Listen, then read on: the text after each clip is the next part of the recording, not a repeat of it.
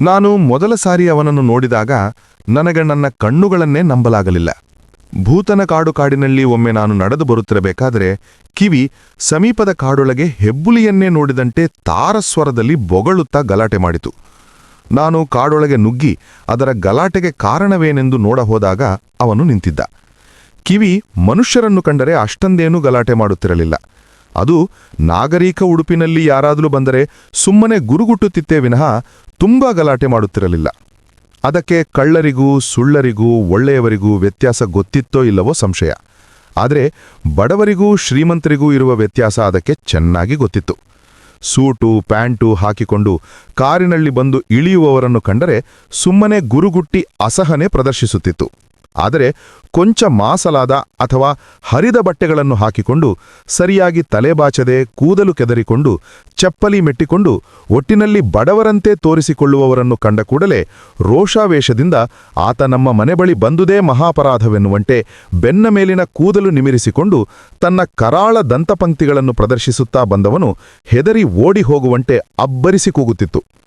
ನನ್ನಂಥ ಸಮಾಜವಾದಿಯ ನಾಯೇ ಈ ತರಹ ಭೂರ್ಷ್ವಾ ಗುಣಗಳನ್ನು ಮೈಗೂಡಿಸಿಕೊಂಡಿರಬೇಕಾದರೆ ಇನ್ನು ಕಮ್ಯುನಿಸ್ಟ್ ರಾಜ್ಯಗಳಲ್ಲಿ ಭೂರ್ಷ್ವಾ ಪ್ರತಿಕ್ರಾಂತಿ ಸಂಭವಿಸಿದ್ದೇನು ದೊಡ್ಡದಲ್ಲ.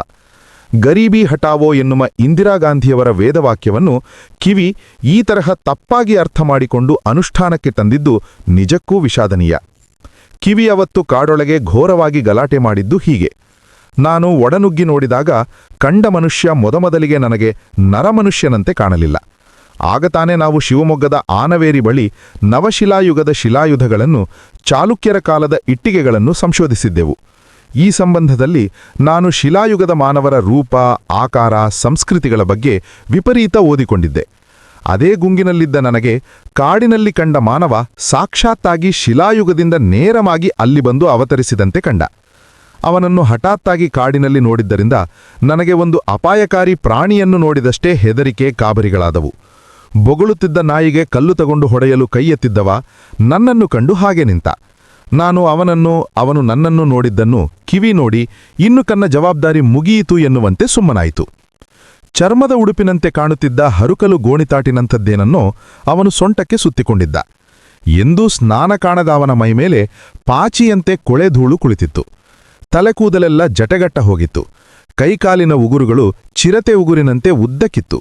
ಎಲ್ಲಕ್ಕಿಂತ ಕರಿಯ ಮುಖದಲ್ಲಿನ ಅವನ ಕಣ್ಣುಗಳು ಕಾಡು ಮೃದಡ ಕಣ್ಣುಗಳಂತೆ ಮಿಂಚುತ್ತಿದ್ದವು. ಸುಮ್ಮನೆ ನನ್ನತ್ತ ನೋಡುತ್ತಾ ನಿಂತ ಅವನನ್ನು ಹೇಗೆ ಮಾತಾಡಿಸುವುದೆಂದು ಯೋಚಿಸಿದೆ. ಅವನ ಸ್ಥಿತಿ ನೋಡಿದನೆ ಭಾಷೆ ರೂಪುಗೊಳ್ಳುವಕ್ಕಿಂತ ಮೊದಲಿದ್ದ ಮನುಷ್ಯನಂತೆ ಕಾಣುತ್ತಿದ್ದ. ನನಗೆ ಅವನೆದುರು ಕನ್ನಡ ಮಾತಾಡಲು ಧೈರ್ಯ ಬಂದಿದ್ದು ಅವನು ಕಾಲಲ್ಲಿ ಮೆಟ್ಟಿಕೊಂಡಿದ್ದ ಟೈಲು ಚಪ್ಪಲಿಯನ್ನು ನೋಡಿದ ಮೇಲೆ. ಯಾರೋ ನೀನು ಎಂದು ಕೇಳಿದೆ. ನಾವು ಎಂದ. ಎಲ ಇವನ ಇರೋದೊಬ್ಬನೇ, ಆದರೂ ಜಗದ್ಗುರುಗಳ ತರಹ ಬಹುವಚನ ಆರೋಪಿಸಿಕೊಳ್ಳುತ್ತಿದ್ದಾನಲ್ಲ ಎನ್ನಿಸಿತು. ಆದರೆ ಅವನ ಬಾಯಲ್ಲಿ ಕನ್ನಡ ಭಾಷೆ ಬಂದುದೇ ನನಗೆ ಇನ್ನೂ ಆಶ್ಚರ್ಯ ತಂದಿದ್ದು. ನಾವು ಅಂದ್ರೆ ಯಾರೋ? ನಾವು ತೋಟದಲ್ಲಿ ಕೆಲಸಕ್ಕಿರೋರು. ಯಾರ ತೋಟದಲ್ಲಿ? ಭೂತನಕಾಡು. ವಾಸು ತೋಟದಲ್ಲೇನೋ? ನಿನ್ನ ಹೆಸರೇನು? ಮಾಸ್ತಿ. ನಾನು ಗುಡ್ಡಗಾಡಿನ ಜನರನ್ನು ಕಾಡು ಜನರನ್ನು ಬಹಳಷ್ಟು ನೋಡಿದ್ದೇನೆ. ಅವರೆಲ್ಲ ನಮಗಿಂತ ಕೊಂಚ ಬೇರೆಯಾಗಿ ಕಾಣುತ್ತಿದ್ದರೆ ಹೊರತು ಮಾಸ್ತಿಯ ತರಹ ವಾನರಾಕೃತಿಗೆ ಹತ್ತಿರವಾಗಿರಲಿಲ್ಲ. ಇವನ ಮುಖ ಸಹ ಶಿಲಾಯುಗದವರಂತೆ ಕಾಣುತ್ತಿತ್ತು. ಆದರೂ ಅವನು ಕನ್ನಡ ಭಾಷೆ ಮಾತಾಡಿದ ಮೇಲೆ ಎಲ್ಲಾ ನಾಗರಿಕರಂತೆ ಒಂದು ಹೆಸಲನ್ನೂ ಇಟ್ಟುಕೊಂಡ ಮೇಲೆ ಅವನನ್ನು ಶ್ರೀಸಾಮಾನ್ಯನ ವಿಶೇಷ ರೂಪ ಎನ್ನದೇ ವಿಧಿಯಿರಲಿಲ್ಲ. ಕನ್ನಡ ಗೊತ್ತಿಲ್ಲದ ಕಿವಿ ಅವನ ಈ ರೂಪವಿಶೇಷವನ್ನು ನೋಡಿಯೇ ಅವನ ಮೇಲೆ ಹಾಗೆ ಎಗರಾಡಿದ್ದು. ಇಲ್ಲೇನ್ ಮಾಡ್ತಿದೆಯೋ ಎಂದೆ. ಏನಿಲ್ಲ, ಸುಮ್ಮನೆ ಬಂದೆ ಎಂದ. ಬಿಡಾರದಿಂದ ಇಷ್ಟೊಂದು ದೂರದ ಕಾಡಿಗ ಸುಮ್ಮನೆ ಬಂದನೆಂದು ಅವನು ಸುಳ್ಳು ಹೇಳುತ್ತಿದ್ದುದರಲ್ಲಿ ಅನುಮಾನವಿರಲಿಲ್ಲ. ಆದರೆ ನನಗೇಕೋ ಅವತ್ತು ಅವನನ್ನು ಈ ಬಗ್ಗೆ ಹೆಚ್ಚು ಪ್ರಶ್ನಿಸುವ ಮನಸ್ಸಾಗಲಿಲ್ಲ. ಕಿವಿಯನ್ನು ಕರೆಯುತ್ತಾ ನಾನು ಮನೆ ಕಡೆಗೆ ಹೊರಟೆ. ಅವನೂ ತೋಟದ ಬಿಡಾರಗಳವರೆಗೆ ನನ್ನ ಹಿಂದೆಯೇ ಬಂದ. ನಾನು ಮಾಸ್ತಿಯನ್ನು ಮೊದಲು ಕಂಡು ಪರಿಚಯ ಮಾಡಿಕೊಂಡಿದ್ದು ಹೀಗೆ. ಮಾಸ್ತಿಗೊಬ್ಬ ಅಣ್ಣ ಇದ್ದ. ಅವರ ಹೆಸರು ಬೈರಾ ಎಂದು. ಅವರಿಬ್ಬರೂ ಯಾವ ಜಾತಿಯವರು, ಯಾವ ಕಡೆಯಿಂದ ಬಂದವರು ಇತ್ಯಾದಿಗಳಾವೂ ನನಗೆ ಸರಿಯಾಗಿ ಗೊತ್ತಿರಲಿಲ್ಲ. ಎಲ್ಲಿಯವರು ಎಂದು ಕೇಳಿದರೆ ದಿನಕ್ಕೆ ಒಂದೊಂದು ದಿಕ್ಕು ತೋರಿಸುತ್ತಿದ್ದರು. ಒಂದು ದಿನ ಆಸ್ಟ್ರೇಲಿಯಾ ಕಡೆಗೆ ತೋರಿಸಿದರೆ ಇನ್ನೊಂದು ದಿನ ಆಫ್ರಿಕಾ ಕಡೆಗೆ ತೋರಿಸುತ್ತಿದ್ದರು. ಅವರನ್ನು ಪ್ರಶ್ನಿಸಿ ಅವರು ಎಲ್ಲಿಯವರು ಎಂದು ತಿಳಿಯಲು ನಾನು ಮಾಡಿದ ಪ್ರಯತ್ನಗಳಿಂದ ಬೇಸತ್ತ ಅವರು ನಾನು ಕೇಳಿದ್ದಕ್ಕೆಲ್ಲ ಹೌದು ಎಂದು ತಲೆಯಾಡಿಸಿ ನಾನು ನನ್ನ ಪ್ರಯತ್ನ ಕೈಬಿಟ್ಟೆ. ಅವರೊಡನೆ ಮಾತಾಡುವಾಗೆಲ್ಲ ಥೇಟ್ ಶಿಲಾಯುಗದ ಜನರಂತೆ ಇದ್ದ ಇವರು ಈ ಆಧುನಿಕ ಯುಗದಲ್ಲಿ ಹೇಗೆ ಕಾಲ ಹಾಕುತ್ತಾರೆ ಎಂದು ಯೋಚಿಸುತ್ತಿದ್ದೆ. ಅವರ ಮಕ್ಕಳು ಮರಿಯ ಕಥೆ ಏನೋ, ಅವರು ಯಾರನ್ನು ಮದುವೆಯಾಗುತ್ತಾರೆ, ಅವರಿಗೆ ನೆಂಟರಿಷ್ಟರಿದ್ದಾರೋ ಇತ್ಯಾದಿಗಳನ್ನು ಚಿಂತಿಸುತ್ತಿದ್ದೆ. ಕ್ಷೌರ ಮಾಡಿಸಿಕೊಳ್ಳಲು ಸಹ ಹೋಗದ ಅವರು ಕೂದಲು ಉದ್ದ ಬೆಳೆಯುತ್ತಲೂ ಕುಡುಗೊಲಿಯಿಂದ ಪರಸ್ಪರ ಕತ್ತರಿಸಿಕೊಳ್ಳುತ್ತಿದ್ದರು. ಬೆಳಗ್ಗೆ ಎದ್ದು ಕೆಲಸಕ್ಕೆ ಹಾಜರಾಗಿ ಸಾಯಂಕಾಲ ಸಂಬಳ ತೆಗೊಂಡು ಅಕ್ಕಿ ತಂದು ಊಟ ಮಾಡುವ ಆಧುನಿಕ ಅಭ್ಯಾಸಗಳಾವು ಅವರಿಗೆ ಒಗ್ಗದಂತೆ ಕಾಣಲಿಲ್ಲ. ಇಷ್ಟ ಬಂದಾಗ, ಮಾಡಲು ಬೇರೇನೂ ಕೆಲಸವಿಲ್ಲದಾಗ ಮಾತ್ರ ಅವರು ಕೆಲಸಕ್ಕೆ ಹಾಜರಾಗುತ್ತಿದ್ದರು. ತೋಟದಲ್ಲಿ ಕೆಲಸದಲ್ಲಿ ಇದ್ದುದರಿಂದ ಹೊಟ್ಟೆಪಾಡಿನ ಚಿಂತೆಯಂತೂ ಅವರಿಗೆ ಏನೇನೂ ಇದ್ದಂತಿರಲಿಲ್ಲ. ಎಂತೆಂತಹೋ ಗಿಡದ ಚಿಗುರು, ಬೈನೆ ಗಿಡದ ದಿಂಡು, ನೂಲೆಗೆಣಸು, ಹಂದಿಗೆಡ್ಡೆ, ಕಾಡು ಕೆಸ, ಕಾಡು ದಾಸವಾಳದ ಎಲೆ, ಹೂವು, ಮೊಗ್ಗು ಇತ್ಯಾದಿಗಳು, ಕೇರೆ ಹಾವು, ಹಕ್ಕಿಮೊಟ್ಟೆ, ಇಲಿಗಳು, ಹೆಗ್ಗಣ್ಣ, ಇರುವೆ ಮೊಟ್ಟೆ, ಬ್ಯಾಣದ ಕೊಟ್ಟೆ, ಹಲಸಿನ ಗಾಳ, ಮಿಡಿ ಹೀಗೆ ಕಣ್ಣಿಗೆ ಕಂಡದ್ದೆಲ್ಲ ತಿನ್ನುತ್ತಿದ್ದರು. ನಾನೊಮ್ಮೆ ತೋಟದಲ್ಲಿ ಹೋಗುತ್ತಿದ್ದಾಗ ದೂರದಲ್ಲಿ ಮಾಸ್ತಿಯ ಮಗ ನೆಲದ ಬಿಲದಲ್ಲಿ ಇಡೀ ಕೈ ಹೋಗುವಷ್ಟು ಆಳಕ್ಕೆ ಭುಜದವರೆಗೂ ಕೈತೂರಿಸಿ ನಾನು ನೋಡುತ್ತಿದ್ದಂತೆ ಏನನ್ನೋ ತೆಗೆದು ಗಬಕ್ಕನೆ ಬಾಯಿಗೆ ಹಾಕಿಕೊಂಡು ಅಗಿದು ತಿಂದ. ದೂರದಿಂದ ಇದನ್ನು ನೋಡಿದ ನಾನು ಅವನ ಬಳಿ ಹೋಗಿ ಏನನ್ನು ತಿಂದೆ ಎಂದು ಕೇಳಿದೆ. ಅವನು ಈಚು ಸಾಮಿ ಎಂದ. ಹಾಗೆಂದರೆ ಏನೆಂದು ನನಗೆ ಗೊತ್ತಾಗದೆ ಒಮ್ಮೆ ಮಾಸ್ತಿಯನ್ನೇ ಕೇಳಿದೆ. ಈಚು ಎಂದರೆ? ಅಯ್ಯೋ ಈಚು ಸಾಮಿ, ಈಚು ಅಂದ್ರೆ ಗೊತ್ತಿಲ್ವಾ, ಒಂದ್ವಾರಿ ತೋರಿಸ್ತೀನಿ ತಡಿರಿ ಎಂದ. ಆದರೆ ನಮ್ಮ ಅಸಂಖ್ಯ ಚಟುವಟಿಕೆಗಳಲ್ಲಿ ಮಾಸ್ತಿ ಹತ್ತಿರ ಅದೇನೆಂದು ತಿಳಿದುಕೊಳ್ಳುವುದು ಮರೆತೇ ಹೋಯಿತು. ನಾವು ವಿಷಪ್ರಾಣಿ ಎಂದು ತಿಳಿದುಕೊಂಡ ಹಾವುಗಳನ್ನು ಸಹ ತಲೆ ಕತ್ತರಿಸಿ ತಿಂದುಬಿಡುತ್ತಿದ್ದರು. ಕಾಡಿನಲ್ಲಂತೂ ಕಾಡು ಮೃಗಗಳಿಗೂ ಇವರಿಗೂ ವ್ಯತ್ಯಾಸವೇ ಇರಲಿಲ್ಲ. ಒಂದು ಮೊಲ ಓಡಿ ಹೋದರೂ ಸಹ ಇದೇ ದಾರಿಯಲ್ಲಿ ಇಂತಹ ಕಡೆಗೆಯೇ ಹೋಗದೆ ಎಂದು ಬೆನ್ನಟ್ಟುತ್ತಿದ್ದರು. ಸುಮಾರು ದಿನಗಳವರೆಗೆ ಶಿಕಾರಿ ಸಂಗಾತಿಗಳಾಗಿ ನನ್ನೊಡನೆ ಕಾಡು ತಿರುಗಿದ ಅವರಿಂದ ನಾನು ತಿಳಿದುಕೊಂಡ ಸಂಗತಿಗಳು ಒಂದೆರಡಲ್ಲ. ಅವರಿಗೆ ಶಿಕಾರಿಗೆ ಕೋವಿಯ ಅಗತ್ಯ ಏನೂ ಕಂಡಿರಲಿಲ್ಲ. ಏಕೆಂದರೆ ಕಾಡಿನಲ್ಲಿ ಪ್ರಾಣಿಗಳು ದಾಟಾಡುವ ದಾರಿಯಲ್ಲಿ ಉಳ್ಳ ಹಾಕುವುದು, ಸಿಡಿ ಒಡ್ಡುವುದು, ಕಲ್ಲು ಹೇರಿ ಅಡುಸಲು ಒಡ್ಡಿ ಪ್ರಾಣಿಗಳನ್ನು ಹಿಡಿಯುವುದು ಇವೆಲ್ಲದರಲ್ಲಿ ಅವರು ಪಾರಂಗತರಾಗಿದ್ದರು. ಅವರಿಗೆ ಅತ್ಯಂತ ಇಷ್ಟವಾದ ಪ್ರಾಣಿ ಎಂದರೆ ಮಂಗಗಳು. ಇವುಗಳನ್ನು ಹೊಡೆಯಲು ನನ್ನ ಕೋವಿ ಸಹಾಯ ಬೇಕಾಗಿತ್ತು. ಮರಗಳ ಮೇಲೆ ಓಡಿ ಹೋಗುವ ಇವುಗಳನ್ನು ಹಿಡಿಯಲು ಅವರ ಬಳಿ ಯಾವುದೇ ಉಪಾಯವೂ ಇರಲಿಲ್ಲ. ಕೊನೆಗೆ ಇವರ ಮಂಗನ ಮಾಂಸದ ಗೀಳು ಎಷ್ಟಾಯಿತೆಂದರೆ, ಕಾಡಿನಲ್ಲಿ ಎಲ್ಲಾದರೂ ದೂರದ ಮರದಲ್ಲಿ ಒಂದು ಮಂಗ ಟರ್ ಎಂದರೆ ಸಾಕು, ನಮ್ಮೊಡನೆ ಬಂದ ಉದ್ದೇಶವನ್ನು ಸಂಪೂರ್ಣ ಕಡೆಗಣಿಸಿ ಅವುಗಳನ್ನು ಬೆನ್ನಟ್ಟಿಬಿಡುತ್ತಿದ್ದರು. ಅದನ್ನು ಹೊಡೆದು ಹೊರತು ಇವರು ನನ್ನೊಡನೆ ಬರುತ್ತಲೇ ಇರಲಿಲ್ಲ. ಇವರ ಜೊತೆ ಸೇರಿ ಕಿವಿ ಸಹ ಮಂಗನನ್ನು ಬೆನ್ನಟ್ಟುವುದು ಅಭ್ಯಾಸ ಮಾಡಿಕೊಂಡು ನನಗೆ ತಲೆನೋವು ಕೊಡಲಾರಂಭಿಸಿತು. ಕೊನೆಗೆ ಇವರ ಮಂಗನ ಗೀಳುಗೆ ರೋಸಿ ಹೋದ ಶ್ರೀರಾಮ್ ಅವರನ್ನು ಶಿಕಾರಿಗೆ ಕರೆಯಬಾರದೆಂದು ಪ್ರತಿಭಟನೆ ತೊಡಗಿಸಿದರು. ಬೈರನ ಹತ್ತಿರ ಒಂದು ಕಂತ್ರಿ ನಾಯಿ ಇತ್ತು. ಅದಕ್ಕೆ ರಾಮ ಎಂದು ಅವನು ಹೆಸರಿಟ್ಟಿದ್ದ. ಅದರ ಮೇಲೆ ಆಗಾಗ ದೆವ್ವ ಬರುತ್ತಿತ್ತಂತೆ. ಅದಕ್ಕೆ ಅವನು ಅದರ 2 ಕಿವಿಗಳನ್ನು ಬುಡಕ್ಕೆ ಕೊಯ್ದು ಚಿಕಿತ್ಸೆ ಮಾಡಿದ್ದ. ಅದೊಂದು ಅತ್ಯುತ್ತಮ ಶಿಕಾರಿ ನಾಯೆಂದು ಅದರ ಶಿಕಾರಿ ಸಾಮರ್ಥ್ಯ ನೋಡಿದ ಅನೇಕರು ಅದಕ್ಕೆ ಎಷ್ಟು ಹಣ ಬೇಕಾದರೂ ಕೊಡುತ್ತೇವೆ, ನಮಗೆ ಕೊಡು ಎಂದು ಕೇಳಿದರೆಂದು ತಾನು ಕೊಡಲಿಲ್ಲವೆಂದು ಹೇಳಿದ. ತೀರಾ ಬಡಕಲಾಗಿ ಬಾಲದ ಕೂದಲೆಲ್ಲ ಉದಿರಿ ಹೋಗಿದ್ದ ಆ ನಾಯಿ ಪೇಟೆಯಲ್ಲಿ ವಾರಸುದಾರರಿಲ್ಲದೆ ಓಡಾಡಿಕೊಂಡಿರುವ ಸರ್ವೇ ಸಾಧಾರಣ ಕಂತ್ರಿಯಂತೆಯೇ ನನಗೆ ಕಂಡಿತು. ಒಮ್ಮೆ ಅವನ ನಾಯಿ ಊಳಿಡುತ್ತದೆ, ಈ ಅಪಶಕುನವನ್ನು ಓಡಿಸಿ ಎಂದು ಅವನ ಓರಗೆಯ ಆಳುಗಳೆಲ್ಲ ದೂರು ಕೊಟ್ಟಿದ್ದರು. ಭೈರ ಅದನ್ನು ಅನವಶ್ಯಕವಾಗಿ ಬಾಳೆನಾರಿನ ಹಗ್ಗದಲ್ಲಿ ಕಟ್ಟಿಹಾಕುತ್ತಿದ್ದುದೇ ಅದು ಊಳಿಡುತ್ತಿದ್ದುದಕ್ಕೆ ಕಾರಣ. ಭೈರನನ್ನು ಕೇಳಿದರೆ ಆ ನಾಯಿ ಈಗ ಸ್ವತಂತ್ರವಾಗಿ ಶಿಕಾರಿ ಆರಂಭಿಸಿದೆ ಎಂದು, ತೋಟದ ಸುತ್ತಮುತ್ತ ಇರುವ ಕೋಳಿ, ಮೊಲ ಇತ್ಯಾದಿಗಳನ್ನು ಹಿಡಿಯುವ ಪ್ರಯತ್ನದಲ್ಲಿ ಈ ನಾಯಿ ಅವುಗಳನ್ನು ದೂರದ ಕಾಡಿಗೆ ಓಡಿಸುತ್ತಿತ್ತೆಂದು ಹೇಳಿ ಅದನ್ನು ಕಟ್ಟಿಹಾಕಿದ್ದನ್ನು ಸಮರ್ಥಿಸಿದ. ಭೈರ ಅದನ್ನು ತನ್ನ ನಾಯಿ ಎಂದು ಹೇಳಿಕೊಳ್ಳುತ್ತಿದ್ದನೇ ಹೊರತು ಅದಕ್ಕಾಗಿ ಒಂದೇ ಒಂದು ಮುಷ್ಟಿ ಕೂಳು ಹಾಕಿದ್ದು ನೋಡಿಲ್ಲ. ಅಷ್ಟೇ ಅಲ್ಲ, ಒಮ್ಮೆ ಮರದಿಂದ ಕೆಳಗೆ ಸತ್ತು ಉರುಳಿದ ಮಂಗನ ಬಾಲದ ತುದಿಯನ್ನು ತಿಂದಿದ್ದಕ್ಕೆ ಅದಕ್ಕೆ ಬಾಯಲ್ಲಿ ರಕ್ತ ಬರುವಂತೆ ಹೊಡೆದಿದ್ದ. ಇವನೂ ಕೂಳು ಹಾಕದೆ ಅದಕ್ಕೂ ಅನ್ನ ಸಂಪಾದಿಸಿಕೊಳ್ಳಲು ಬಿಡದೆ ಕಟ್ಟಿಹಾಕಿದ್ದರಿಂದಲೇ ಹಸಿವಿನಿಂದ ಕಂಗಾಲಾದ ಅದು ಕಾಡಿನ ಮೌನಕ್ಕೆ ಬರೆ ಎಳೆದಂತೆ ಊಳಿಟ್ಟಿದ್ದು. ಅದೊಂದು ಕ್ಷುದ್ರಜೀವಿಯಾಗಿ ಬೈರನ ಕೈಯಲ್ಲಿ ಸಿಕ್ಕಿ ನರಳುತ್ತಿದ್ದರೂ ಒಂದು ಸಾರಿ ಬೈರನ ಹೊಗಳಿಕೆಗೆ ತಕ್ಕಂತೆ ತನ್ನ ಶಿಕಾರಿಯ ನೈಪುಣ್ಯ ತೋರಿಸಿತು. ಕಾಡಿನಲ್ಲಿ ಒಮ್ಮೆ ಅದು ಮುಳ್ಳುಹಂದಿಯನ್ನು ಅಟ್ಟಿಸಿಕೊಂಡು ಬಂದಿತು. ಅವತ್ತು ನಾನು ಕೋವಿ ತಗೊಂಡು ಹೋಗಿರಲಿಲ್ಲ, ಜೊತೆಗೆ ಕಿವಿಯೂ ಇರಲಿಲ್ಲ. ಬೈರನ ರಾಮನನ್ನೂ ಕಿವಿಯನ್ನು ಒಟ್ಟಿಗೆ ಎಂದೂ ಶಿಕಾರಿಗೆ ಕರೆದೊಯ್ಯುತ್ತಿರಲಿಲ್ಲ. ಏಕೆಂದರೆ ಕಾಡಿನಲ್ಲಿ ಶಿಕಾರಿಗ ಬದಲು ಇವೆರಡರ ಕಚ್ಚಾಟ ಜಗಳ ಬಿಡಿಸುವುದೇ ನಮಗೆ ದೊಡ್ಡ ಕೆಲಸವಾಗುತ್ತಿತ್ತು. ಮುಳ್ಳುಹಂದಿ ನನ್ನೆದುರೇ ಕರಿಯ ಚಂಡಿನಂತೆ ಚಿಮ್ಮಿ ನೆಗೆಯುತ್ತಾ ಮುಳ್ಳುಗಳನ್ನು ಜಲ್ ಜಲ್ ಎಂದು ಸದ್ದು ಮಾಡುತ್ತಾ ಓಡಿತು. ನಾನು ಕಾಡಿನಲ್ಲಿ ಅದೇ ಮೊದಲ ಬಾರಿಗೆ ಮತ್ತು ಕಡೆಯ ಬಾರಿಗೆ ಮುಳ್ಳುಹಂದಿಯನ್ನು ನೋಡಿದ್ದು. ಹೊಳೆಯುತ್ತಿದ್ದ ಲೋಹದ ಭರ್ಜಿಗಳಂತೆ ಕಾಣುತ್ತಿದ್ದ ಮುಳ್ಳುಗಳನ್ನು ಝಳಪಿಸುತ್ತಾ ನನ್ನೆದುರು ಕೆಲವೇ ಮಾರುಗಳ ದೂರದಲ್ಲಿ ಮುಳ್ಳುಹಂದಿ ಗುರುಗುಟ್ಟುತ್ತಾ ಓಡಿತು. ಅದರ ಹಿಂದೆಯೇ ಬೈರನ ರಾಮ ಬೊಗಳುತ್ತಾ ಓಡಿಬಂತು. ನನಗೂ ಮಾಸ್ತಿಗೂ ಮುಂದೇನು ಮಾಡಬೇಕೆಂದು ತೋರದೆ ಭೂ ಭೂ ಎಂದು ರಾಮನನ್ನು ಹುರಿದುಂಬಿಸುತ್ತಾ ಮುಳ್ಳುಹಂದಿ ಹಿಂದೆ ಕಲ್ಲು ಪದರುಗಳನ್ನು ಗಣಿಸದೆ ಓಡಿದೆವು. ಮೈಯೆಲ್ಲ ಭರ್ಜಿಗಳಿರುವ ಈ ಭಯಾನಕ ಪ್ರಾಣಿಯನ್ನು ಯಾವುದೇ ಆಯುಧಗಳಿಲ್ಲದೆ ಹಿಡಿಯುವುದಿರಲಿ, ಹತ್ತಿರ ಹೋಗುವುದು ಸಹ ಪ್ರಾಣಾಪಾಯಕರವಾಗಿ ಕಂಡಿತು. ನಾನು ಓಡುತ್ತಲೇ ಅದನ್ನು ಹೇಗೆ ಹಿಡಿಯೋದೋ ಎಂದು ಮಾಸ್ತಿಯನ್ನು ಕೇಳಿದೆ.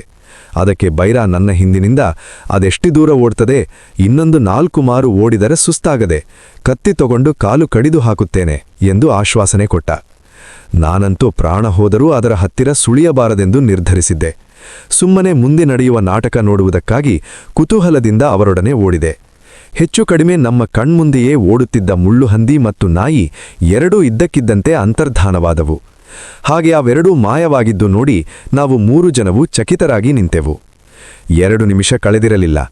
ಎಲ್ಲೋ ಬೈರನ ನಾಯಿ ಬೊಗಳಿದ ಸದ್ದು ಕೇಳಿಸಿತು. ಕಣ್ಣೆದುರು ಯಾವ ನಾಯಿಯೂ ಇರಲಿಲ್ಲ. ಆದರೂ ಬೈರನ ನಾಯಿಯ ಅಶರೀರವಾಣಿ ಕೇಳುತ್ತಲೇ ಇತ್ತು. ಕೆಲವು ನಿಮಿಷಗಳವರೆಗೆ ನಮಗೆ ನಡೆದುದ್ದೇನೆಂದು ಗೊತ್ತಾಗಲಿಲ್ಲ. ಮುಳ್ಳುಹಂದಿ ಓಡೋಡುತ್ತಲೇ ಅಲ್ಲೊಂದು ಬಂಡ ಸಮೀಪದಲ್ಲಿ ಅದು ಮಾಡಿಕೊಂಡಿದ್ದ ಬಿಲದೊಳಗೆ ಫಕ್ಕೆಂದಿ ನುಗ್ಗಿಬಿಟ್ಟಿತ್ತು. ಅದರೊಡನೆ ಬೈರನ ನಾಯಿಯೂ ಸಹ. ಈಗ ಬೈರನ ನಾಯಿ ನಮ್ಮ ಕಾಲಿನಡಿ ಎಲ್ಲೋ ಭೂಗರ್ಭದೊಳಗಿಂದ ಬೊಗಳುತ್ತಿತ್ತು. ನಾವು ಏನೂ ಮಾಡುವ ಹಾಗಿಲ್ಲಲಿಲ್ಲ. ಅದನ್ನು ಓಡಿಸಿ ದಣಿದ ಮೇಲೆ ಹಿಡಿಯುವ ಉಪಾಯದಲ್ಲಿದ್ದ ಮಾಸ್ತಿಗೂ ಬೈರನಿಗೂ ಮುಳ್ಳುಹಂದಿ ಸರಿಯಾಗಿ ಬೇಸ್ತು ಬೀಳಿಸಿತ್ತು. ಮಾಸ್ತಿ ಮುಂಜಾಗ್ರತೆ ವಹಿಸಿ, ಬೈರಣ್ಣ ಓಡು ಓಡು, ಬಿಲ ನೋಡು ಎಂದು ಕೂಗಿದ. ಬೈರ ಓಡಿ ಹೋಗಿ ಕತ್ತಿ ಹಿಡಿದು ಬಿಲದ ಬಾಯಲ್ಲಿ ಇನ್ನೇನು ಈಗಲೋ ಮರುಕ್ಷಣವೋ ಹೊರಬರಲಿರುವ ಮುಳ್ಳುಹಂದಿಯ ಸಂಹಾರಕ್ಕೆ ರೆಡಿಯಾಗಿ ನಿಂತ. ಮುಳ್ಳುಹಂದಿ ಒಳಗೆ ಕವಲಾಗಿ ಅನೇಕ ಸುರಂಗಗಳನ್ನು ತೋಡಿಕೊಂಡಿರುತ್ತದಂತೆ. ಬೈರನ ನಾಯಿ ಹಿಂದಿರುಗಿ ಬರುವಾಗ ಗಾಬರಿಯಲ್ಲಿ ಅಂತಹ ಯಾವುದಾದರೂ ಅಡ್ಡ ಕವಲಿನೊಳಗೆ ನುಗ್ಗಿದರೆ ಶಾಶ್ವತವಾಗಿ ಭೂಗರ್ಭದಲ್ಲಿ ಬಂದಿಯಾಗುವ ಸಾಧ್ಯತೆಯಿತ್ತು. ಅಷ್ಟರಲ್ಲಿ ಸುರಂಗದ ಕತ್ತಲ ಪಾತಾಳದಲ್ಲೆಲ್ಲೋ ಗಡಬಡ ಸದ್ದು ಕೇಳಿಸಿತು. ಬೈರ ಕತ್ತಿ ಎತ್ತಿ ರೆಡಿಯಾದ. ಬೈರ ಇನ್ನೇನು ಕತ್ತಿ ಬೀಸಿ ಅಪ್ಪಳಿಸಬೇಕು, ಮುಳ್ಳುಹಂದಿಯ ಬದಲು ಬೈರನ ನಾಯಿಯೇ ಚೆಂಡುಪುಟ ನೆಗದಂತೆ ಬಿಲದಿಂದ ಹೊರಕ್ಕೆ ಚಿಮ್ಮಿತು. ಮುಳ್ಳುಹಂದಿ ಬದಲು ನಾಯಿ ಹೊರಬಂದಿದ್ದನ್ನು ನೋಡಿ ಹತಾಶನಾದ ಬೈರ ಥುತ್ ಎಂದು ನಾಯಿ ಕಡೆಗೆ ತುಪ್ಪಿದ. ನಾಯಿಯ ಬೆನ್ನಿಗೆ ಮುಳ್ಳುಹಂದಿಯ ಮುಳ್ಳುಗಳೆರಡು ಆಳವಾಗಿ ನಾಟಿಕೊಂಡಿದ್ದವು. ನಾನು ಮಾಸ್ತಿಯೂ ನಾಯಿಯನ್ನು ಹಿಡಿದುಕೊಂಡು ಅದಕ್ಕೆ ನಾಟಿದ್ದ ಮುಳ್ಳುಗಳೆರಡನ್ನೂ ಬಲವಾಗಿ ಜಗ್ಗಿಸಿ ಕಿತ್ತು ತೆಗೆದವು. ಆ 2 ಮುಳ್ಳುಗಳು ಇನ್ನೂ ನನ್ನ ಬಳಿ ಇವೆ. ನಾಯಿ ದೇಹದಲ್ಲಿ ಮುಳ್ಳು ನಾಟಿಕೊಂಡಿರುವ ಪರಿಯನ್ನು ನೋಡಿ ನನಗೆ ಮುಳ್ಳುಹಂದಿಯ ತಂಟೆಯೇ ಬೇಡ ಎನಿಸಿತು.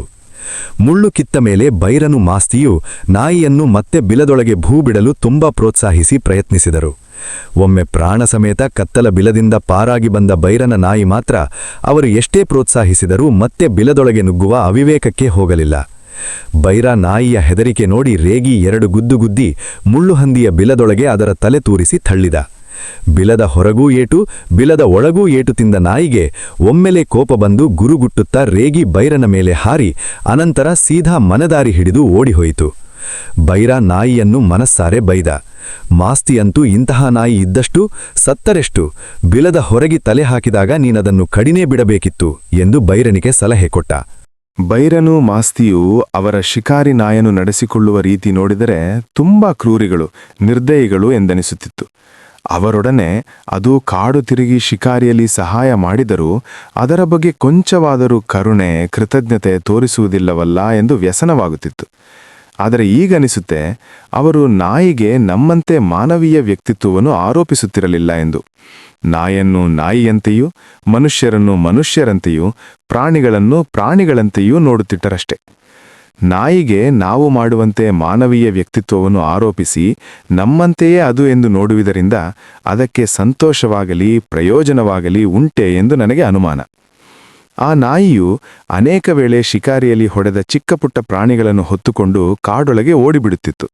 ಅದನ್ನು ಕಸಿದುಕೊಳ್ಳಲು ಮಾಸ್ತಿ ಅದನ್ನು ಬೆನ್ನಟ್ಟಿದರೆ ಅದು ಓಡುತ್ತೋಡುತ್ತಲೇ ಅದನ್ನು ನುಂಗಿಬಿಡುತ್ತಿತ್ತು.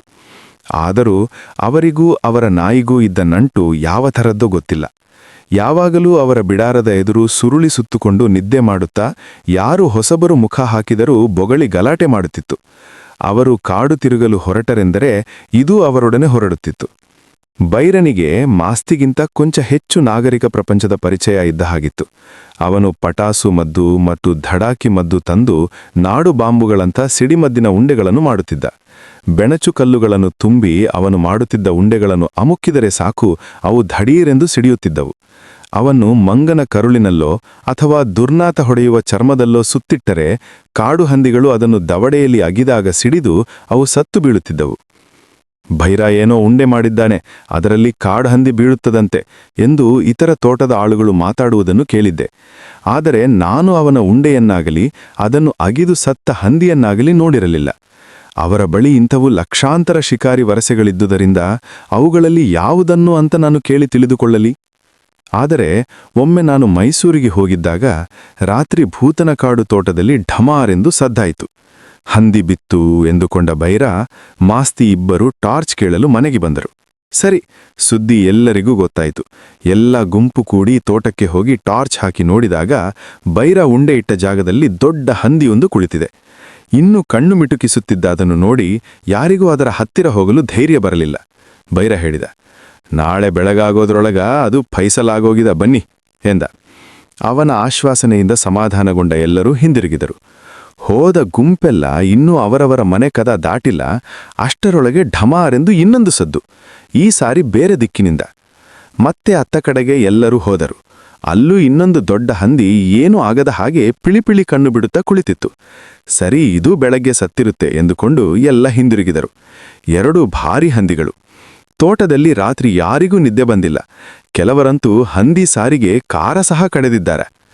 ಆದರೆ ಬೆಳಗ್ಗೆ ಹೋಗಿ ನೋಡಿದರೆ ಹಂದಿ ಸತ್ತು ಬೀಳುವುದರ ಬದಲು ದವಡೆಗಾದ ಅಸ್ಫೋಟನೆಯ ಗಾಯವನ್ನು ಹೇಗೋ ಸುಧಾರಿಸಿಕೊಂಡು ತೆವಡುಕೊಂಡು ಹೆಜ್ಜೆ ಮೇಲೆ ಹೆಜ್ಜೆ ಇಟ್ಟುತ್ತಾ ಕಾಡಿಗೆ ಪರಾರಿಯಾಗಿದ್ದವು. ತುಂಬಾ ದೂರದವರೆಗೆ ಭೈರನೂ ಮಾಸ್ತಿಯೂ ಅವುಗಳ ಹೆಜ್ಜೆ ಮೆಟ್ಟು ನೋಡಿಕೊಂಡು ಸಾಯಂಕಾಲದವರೆಗೂ ಹುಡುಕಾಡಿದರಂತೆ. ಆದರೆ ಅವು ಅವರಿಗೆ ಸಿಕ್ಕಲಿಲ್ಲ. ನಾನು ಹಿಂದಿರುಗುವ ವೇಳೆಗೆ ಇದೊಂದು ರೋಮಾಂಚಕ ವಾರ್ತೆಯಾಗಿದೆ. ಎಷ್ಟು ಸುಲಭದಲ್ಲಿ ಸಿಕ್ಕ 2 ದೊಡ್ಡ ಹಂದಿಗಳು ತಪ್ಪಿ ಹೋದವು ಎಂದು ದಾರಿಯಲ್ಲಿ ಎದುರಾದವರೆಲ್ಲ ಹೊಟ್ಟಿ ಉರಿದುಕೊಳ್ಳುತ್ತಾ ನನಗೆ ವರದಿ ಮಾಡುವವರೇ. ಎಂಥ ಮಾಲು ಕಳೆದು ಹೋಯಿತು, ನೀವಿದ್ದಿದ್ರೆ ಆ 2ಕ್ಕೂ ಒಂದೊಂದು ಗುಂಡು ಉಡಾಸಿಬಿಡಬಹುದಿತ್ತು ಎಂದು ಭೈರ ನನ್ನ ಬಳಿ ಕೈ ಹುಸಿಕೊಂಡು ಹೇಳಿದ. ಸಾಲದ್ದಕ್ಕೆ ಆ 2 ಹಂದಿಗಳು ಬೇರೆ ಯಾರದೋ ತೋಟದಲ್ಲಿ ಸತ್ತು ಬಿದ್ದಿದ್ದುವಂತೆ ಎಂದು ಮಾರನೇ ದಿನ ಗಾಯದ ಮೇಲೆ ಬರೆ ಎಳೆದಂತೆ ವಾರ್ತೆ ಬಂತು.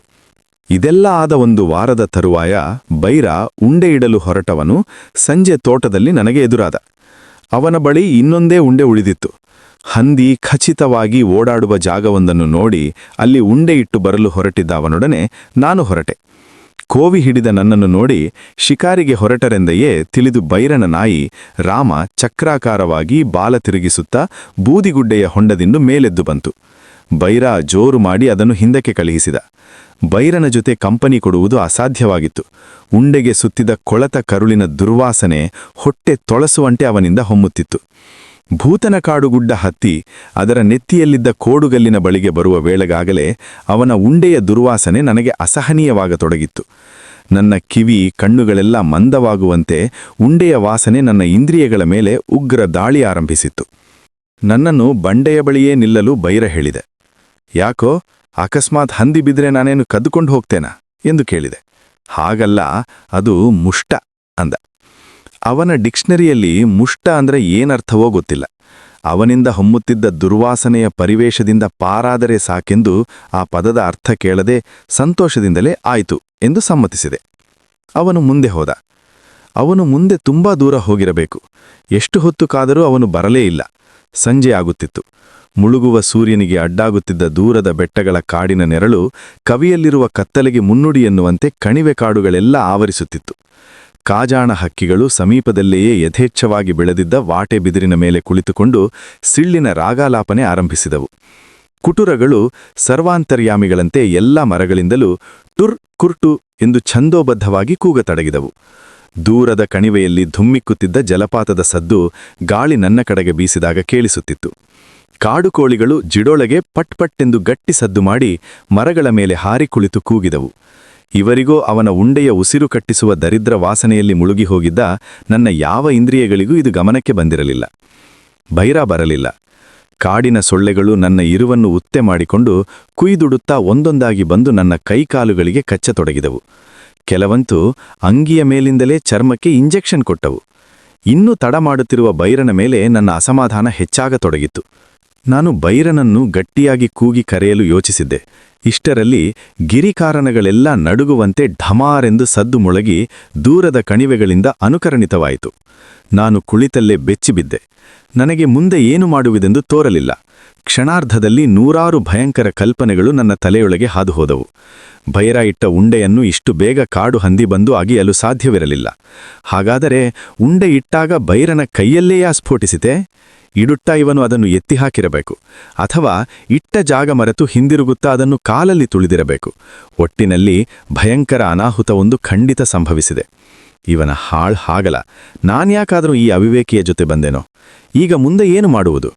ಅವನಿಗೆ ಪ್ರಾಣಾಂತಿಕ ಗಾಯವಾಗಿ ಕೈಯೋ ಕಾಲೋ ತುಂಡಾಗಿದ್ದರೆ ಯಾವ ಡಾಕ್ಟರ್ ಹತ್ತಿರ ಕೊಂಡೊಯ್ಯುವುದು? ಶಿಕಾರಿಯಲ್ಲಿ ಸಂಭವಿಸಿದ ಆಕಸ್ಮಿಕ ಎಂದು ಕೂಡಲೇ ಯಾವ ಡಾಕ್ಟರೂ ಇಲಾಜು ಮಾಡಲು ಸಮ್ಮತಿಸುವುದಿಲ್ಲ. ಸರ್ಕಾರಿ ಆಸ್ಪತ್ರೆಗೆ ಒಯ್ಯುವುದಾದರೆ ಮೊದಲು ಪೊಲೀಸ್ ಕೇಸು ದಾಖಲಾಗಬೇಕು. ಆಮೇಲೆ ಸಾಕ್ಷ್ಯ ಹೇಳಲಿಕ್ಕೆ ಮತ್ತೊಂದಕ್ಕೆ ಎಂದು ನಾನು ಕೋರ್ಟು ತಿರುಗಬೇಕು. ಮುಳುಗುವ ಸೂರ್ಯನ ಬೆಳಕಿನಲ್ಲಿ ಇದೆಲ್ಲ ಯೋಚಿಸಿ ವಿಷಣ್ಣವದನನಾಗಿ ನಾನು ಕುಳಿತೆ. ನನ್ನ ಶಕ್ತಿ ಎಲ್ಲ ಇಂಗಿಹೋದಂತೆ ಭಾಸವಾಯಿತು. ಬಂಡೆಯ ಆಚೆಗೆ ಇಣುಕಲು ಹೆದರಿಕೆ ಆಯಿತು. ನನ್ನ ಕಾಡು ತಿರುಗುವ ಚಾಳಿಗಾಗಿಯೇ ನನ್ನನ್ನೇ ನಾನು ಹಳಿದುಕೊಂಡೆ. ಗಾಯಗೊಂಡ ಭೈರನ ಆರ್ತನಾದ ಇನ್ನೇನು ಕೇಳಬಹುದೆಂದು ನಿಶ್ಶಬ್ದವಾಗಿ ಆಲಿಸಿದೆ. ಆದರೆ ಈ ಹಾಳು ಶನಿಯ ಸೊಲ್ಲೇ ಕೇಳಿಲ್ಲ. ಹಾಗಾದರೆ ಇವನು ಒಂದೇ ಹೊಡೆತಕ್ಕೆ ತುಟಿಪಿಟಿಕೆನ್ನದೆ ಪರಂಧಾಮಕ್ಕೆ ಹೋಗಿದ್ದಾನೆ ಎಂದು ತೀರ್ಮಾನಿಸಿ ಮುಂದೇನಾಯಿತು ಎಂದು ತಿಳಿಯಲು ಮೇಲೆದ್ದೆ. ನನ್ನ ಪಾಲಿಗೆ ಬೇರೆ ವಿಧಿಯೇ ಇರಲಿಲ್ಲ. ಭೈರ ಹೋದ ದಾರಿಯಲ್ಲಿ ಅವನನ್ನು ಕೂಗುತ್ತಾ ಮುಂದುವರೆದೆ. ಅವನು ಯಾವ ದಿಕ್ಕಿಗೆ ಹೋಗಿದ್ದಾನೆ ಎಂದು ನನಗೆ ಸರಿಯಾದ ಅಂದಾಜಿರಲಿಲ್ಲ. ಕೊಂಚ ದೂರದಲ್ಲಿ ಎಲ್ಲೋ ಕಾಡೊಳಗೆ ಭೈರ ಓಗೊಟ್ಟ ಸದ್ದು ಕೇಳಿತು. ಅವನಿದನದಲ್ಲಿ ಯಾವ ನರಲಾಟದ ಛಾಯೆಯೂ ಇರಲಿಲ್ಲ. ಅವನಿಗೆ ಏನೂ ಆಗಿಲ್ಲ ಎಂದನಿಸಿ ನನಗೆ ಬೆಟ್ಟ ತಲೆಯ ಮೇಲಿಂದ ಇಳಿದಷ್ಟು ಸಮಾಧಾನವಾಯಿತು. ಹಾಗಾದರೆ ಉಂಡೆ ಸಿಡಿದಿದ್ದು ಯಾಕೆ? ಅವನು ಇಡುತ್ತಂತೆಯೇ ಕಾಡು ಹಂದಿ ಅಗಿಯಿತೆ? ನನ್ನ ಗಾಬರಿಯೆಲ್ಲ ಮಾಯವಾಗಿ ಕುತೂಹಲ ಇಮ್ಮಡಿಸಿತು. ಏನಾಯ್ತು, ಉಂಡೆ ಸಿಡೀತಲ್ಲ ಎಂದು ಕೇಳುತ್ತಾ ಅವನು ಕೂಗಿದ ಜಾಗದತ್ತ ಧಾವಿಸಿದೆ. ಸೂರ್ಯನ ಬೆಳಕು ತುಂಬ ಮಸುಕಾಗತೊಡಗಿತ್ತು. ಭೈರ ನನ್ನ ಪ್ರಶ್ನೆಗಳಿಗೆ ಉತ್ತರಿಸದಿದ್ದುದನ್ನು ನೋಡಿ ನನಗೆ ಸಂಶಯವೂ ಸುಳಿಯುತ್ತಿತ್ತು. ಅವನು ನಿಂತ ಜಾಗ ತಲುಪಿದಾಗ ಭೈರ ಯಾಕೆ ಪಕ್ಕಂತ ಬಾಯಿಬಿಡದೆ ನಿಂತಿದ್ದ ಎಂದು ಗೊತ್ತಾಯಿತು. ಭೈರನಿಗೆ ಏನೂ ಆಗಿರಲಿಲ್ಲ. ಆದರೆ ಅವನ ನಾಯಿ ರಕ್ತದ ಮಡುವಿನಲ್ಲಿ ಬಿದ್ದು ಒದ್ದಾಡುತ್ತಿತ್ತು. ಅದು ಕೈಕಾಲುಗಳನ್ನು ಹೊಡೆದುಕೊಡುತ್ತಿದ್ದ ರಭಸಕ್ಕೆ ಧೂಳೆದ್ದಿತ್ತು. ಅಸ್ಫೋಟನೆಯಲ್ಲಿ ಅದರ ಮೂತಿ ಕಣ್ಣಿನವರೆಗೂ ಒಡೆದು ಛಿದ್ರವಾಗಿ ಮುಸುಡಿ ಅರಳಿದ ದಾಸವಾಳದ ಹೂವಿನಂತೆ ಕಾಣುತ್ತಿತ್ತು. ಅದು ಬದುಕಲು ಸಾಧ್ಯವೇ ಇರಲಿಲ್ಲ. ಭೈರ ಉಂಡೆ ಇಟ್ಟು ಅರ್ಧದಾರಿ ಹಿಂದಕ್ಕೆ ಬಂದಿದ್ದನಂತೆ. ಅಷ್ಟರಲ್ಲಿ ಢಮಾರೆಂದು ಉಂಡೆ ಸಿಡಿದ ಸದ್ದು ಕೇಳಿ ನನ್ನಂತೆಯೇ ಗಾಬರಿಯಾಗಿ ಅವನು ಏನಾಯಿತು ಎಂದು ನೋಡಲು ಓಡಿ ಬಂದನಂತೆ. ನೋಡಿದರೆ ಅವನ ನಾಯಿಯೇ ಆಹುತಿಯಾಗಿದೆ. ಥು, ಇದ್ದದ್ದು ಒಂದೇ ಉಂಡೇನೂ ಹಾಳ್ಮಾಡು ಎಂದು ಸಾಯುತ್ತಿದ್ದ ನಾಯಿಗೆ ಶಪಿಸಿದ ಭೈರ. ನಾಯಿಯ ದುಸ್ಥಿತಿಯನ್ನು ಕೊಂಚವಾದರೂ ಪರಿಗಣಿಸದೆ ಉಂಡೆ ಹಾಳಾದದ್ದನ್ನೇ ಚಿಂತಿಸಿದ್ದು ಕಂಡು ನನಗೆ ಕೋಪ ಬಂತು. ಕೊನೆ ಪಕ್ಷ ನನ್ನೆದುರಾದರೂ ತೋರಿಸಿಕೊಳ್ಳಲು ಅವನು ಸಾಯುತ್ತಿದ್ದ ನಾಯಿ ಬಗ್ಗೆ ದುಃಖ ನಟಿಸಬಹುದೆಂದು ತಿಳಿದಿದ್ದೆ. ನಾಯಿ ಕೈಕಾಲು ಬಡಿಯುವುದನ್ನು ನಿಲ್ಲಿಸುತ್ತಾ ಬಂದಿತ್ತು. ಭೈರ ನನ್ನತ್ತ ತಿರುಗಿ, ಹೋಗೋಣ ನಡಿರಿ ಎಂದ. ಅಲ್ಲೋ, ಅದನ್ನು ಹೂತ್ ಹಾಕೋದಿಲ್ವೇನೋ ಎಂದು ಕೇಳಿದೆ. ಸೊತ್ತ ಮೇಲೆ ಅದೇನು ಗೊತ್ತಾಗದೆ, ನಾಯೋ ನರಿಯೋ ತಿನ್ನತ್ತದೆ, ನಡಿರಿ. ಹಿಂದಿರುಗುತ್ತಾ ದಾರಿಯಲ್ಲಿ, ನಾಳಿಂದ ರಜಾ ಸಾಮಿ ನಾನು ಎಂದ. ಯಾಕೋ? ನನಗೆ ಸೂತಕ. ಏನಾಯ್ತು ನಿನಗೆ? ರಾಮ ಹೋಮ್ನಲ್ಲ.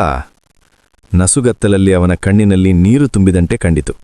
ಅದೇನು ರಾಮ ಸತ್ತಿದ್ದಕ್ಕೆ ನಿಜವಾಗಲೂ ಸರಿತಾಪ ಪಡಲು 3 ದಿನ ಸೂತಕ ಆಚರಿಸುತ್ತಿದ್ದಾನೋ ಅಥವಾ ಕೆಲಸಕ್ಕೆ ತಪ್ಪಿಸಿಕೊಳ್ಳಲು ನೆವ ಹೇಳುತ್ತಿದ್ದಾನೋ ಯಾರಿಗೂ ಗೊತ್ತಿಲ್ಲ.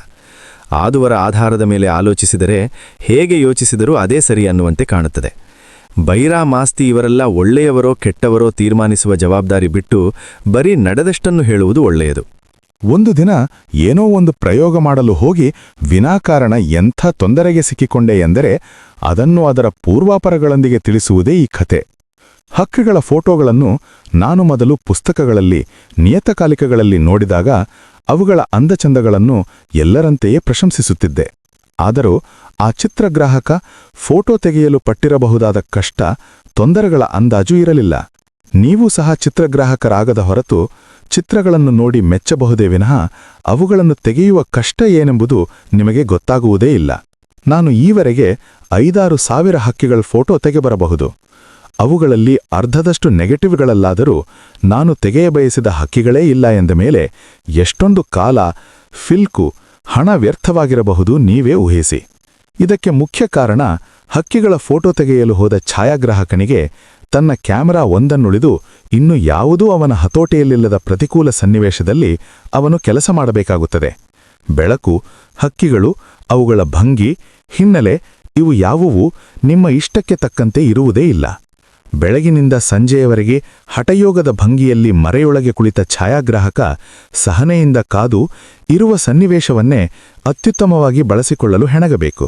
ಜೊತೆಗೆ ಹಕ್ಕಿಗಳು ಅತ್ಯಂತ ಚಿಕ್ಕವು, ತುಂಬ ಚಪಲಚಿತ್ತದ ಪ್ರಾಣಿಗಳು ಆಗಿರುವುದರಿಂದ ಅಕಸ್ಮಾತ್ ಅವುಗಳ ಫೋಟೋ ಹಿಡಿಯುವುದರಲ್ಲಿ ಛಾಯಾಗ್ರಾಹಕ ಯಶಸ್ವಿಯಾದರೂ ಹಕ್ಕಿ ರೆಕ್ಕೆ ಬಡಿದೋ ಕುತ್ತಿಗೆ ಅಲ್ಲಡಿಸಿಯೋ ಫೋಟೋ ಹಾಳಾಗಿರುತ್ತೆ. ಇದೆಲ್ಲಕ್ಕಿಂತ ಮಿಗಿಲಾಗಿ ಮನುಷ್ಯರ ಬಗ್ಗೆ ಅವಕ್ಕಿರುವ ಭಯವೇ ಚಿತ್ರಗ್ರಾಹಕರಿಗಿರುವ ಅತಿಮುಖ್ಯ ತೊಂದರೆ. ಅದರೆಡೆಗೆ ಗುರಿ ಹಿಡಿದಿದ್ದು ಕ್ಯಾಮರಾ ಆದರೂ ಅವು ಅದನ್ನು ಬಂದೂಕೆಂದೇ ತಿಳಿದು ಅಲ್ಲಿಂದ ಪಲಾಯನ ಮಾಡುತ್ತವೆ. ಇದನ್ನೆಲ್ಲ ಅನುಭವಿಸಿ ಬೇಸರಗೊಂಡ ನಾನು ಹೇಗಾದರೂ ಈ ಹಕ್ಕಿಗಳನ್ನೆಲ್ಲ ನಾನೇ ಸಾಕಿ ಅವುಗಳಿಗೆ ಮನುಷ್ಯರ ಭಯವಿಲ್ಲದಂತೆ ಬಳಕೆ ಮಾಡಿಕೊಂಡರೆ ಅನಂತರ ಅವುಗಳ ಫೋಟೋಗಳನ್ನು ಹತ್ತಿರದಿಂದಲೇ ಹೇಗೆ ಬೇಕೋ ಹಾಗೆ ತೆಗೆಯಬಹುದಲ್ಲವೇ ಎಂದು ಯೋಚನೆ ಮಾಡುತ್ತಿದ್ದೆ. ಆದರೆ ಈ ಯೋಜನೆ ಅವುಗಳ ಫೋಟೋ ತೆಗೆಯುವುದಕ್ಕಿಂತ 100 ಪಟ್ಟು ಕಷ್ಟಕರವಾದುದು ಎಂದು ಬಹುಬೇಗ ಮನವರಿಕೆಯಾಯಿತು. ಪೇಟೆಗಳಲ್ಲಿ ಗುಬ್ಬಚ್ಚಿಗಳು ಹೇಗೆ ಅಸಂಖ್ಯಾತವಾಗಿರುತ್ತವೆಯೋ ಹಾಗೆ ನಮ್ಮ ತೋಟದಲ್ಲಿ ಪಿಕಳಾರ ಅಥವಾ ಬುಲ್ಬುಲ್ ಹಕ್ಕಿಗಳು ಇದ್ದವು. ಬುಲ್ಬುಲ್ಗಳಲ್ಲಿ 100 ತರದ ಪ್ರಭೇದಗಳಿದ್ದಾವೆ. ಚೊಟ್ಟಿಯಿರುವ ಬುಲ್ಬುಲ್, ಕೆಂಪು ಮೀಸೆ ಬುಲ್ಬುಲ್, ಹಳದಿ ಕಪಾಲದ ಬುಲ್ಬುಲ್, ಹೊಂಬಣ್ಣದ ತಲೆಯ ಹಸಿರು ಬುಲ್ಬುಲ್, ಬಿಳಿಯ ಕುತ್ತಿಗೆಯ ಬುಲ್ಬುಲ್, ಕೆಂಪುಗಲ್ಲದ ಹಳದಿ ಬುಲ್ಬುಲ್, ಹೀಗೆ ಅನೇಕ ತರಹ ಇವೆ.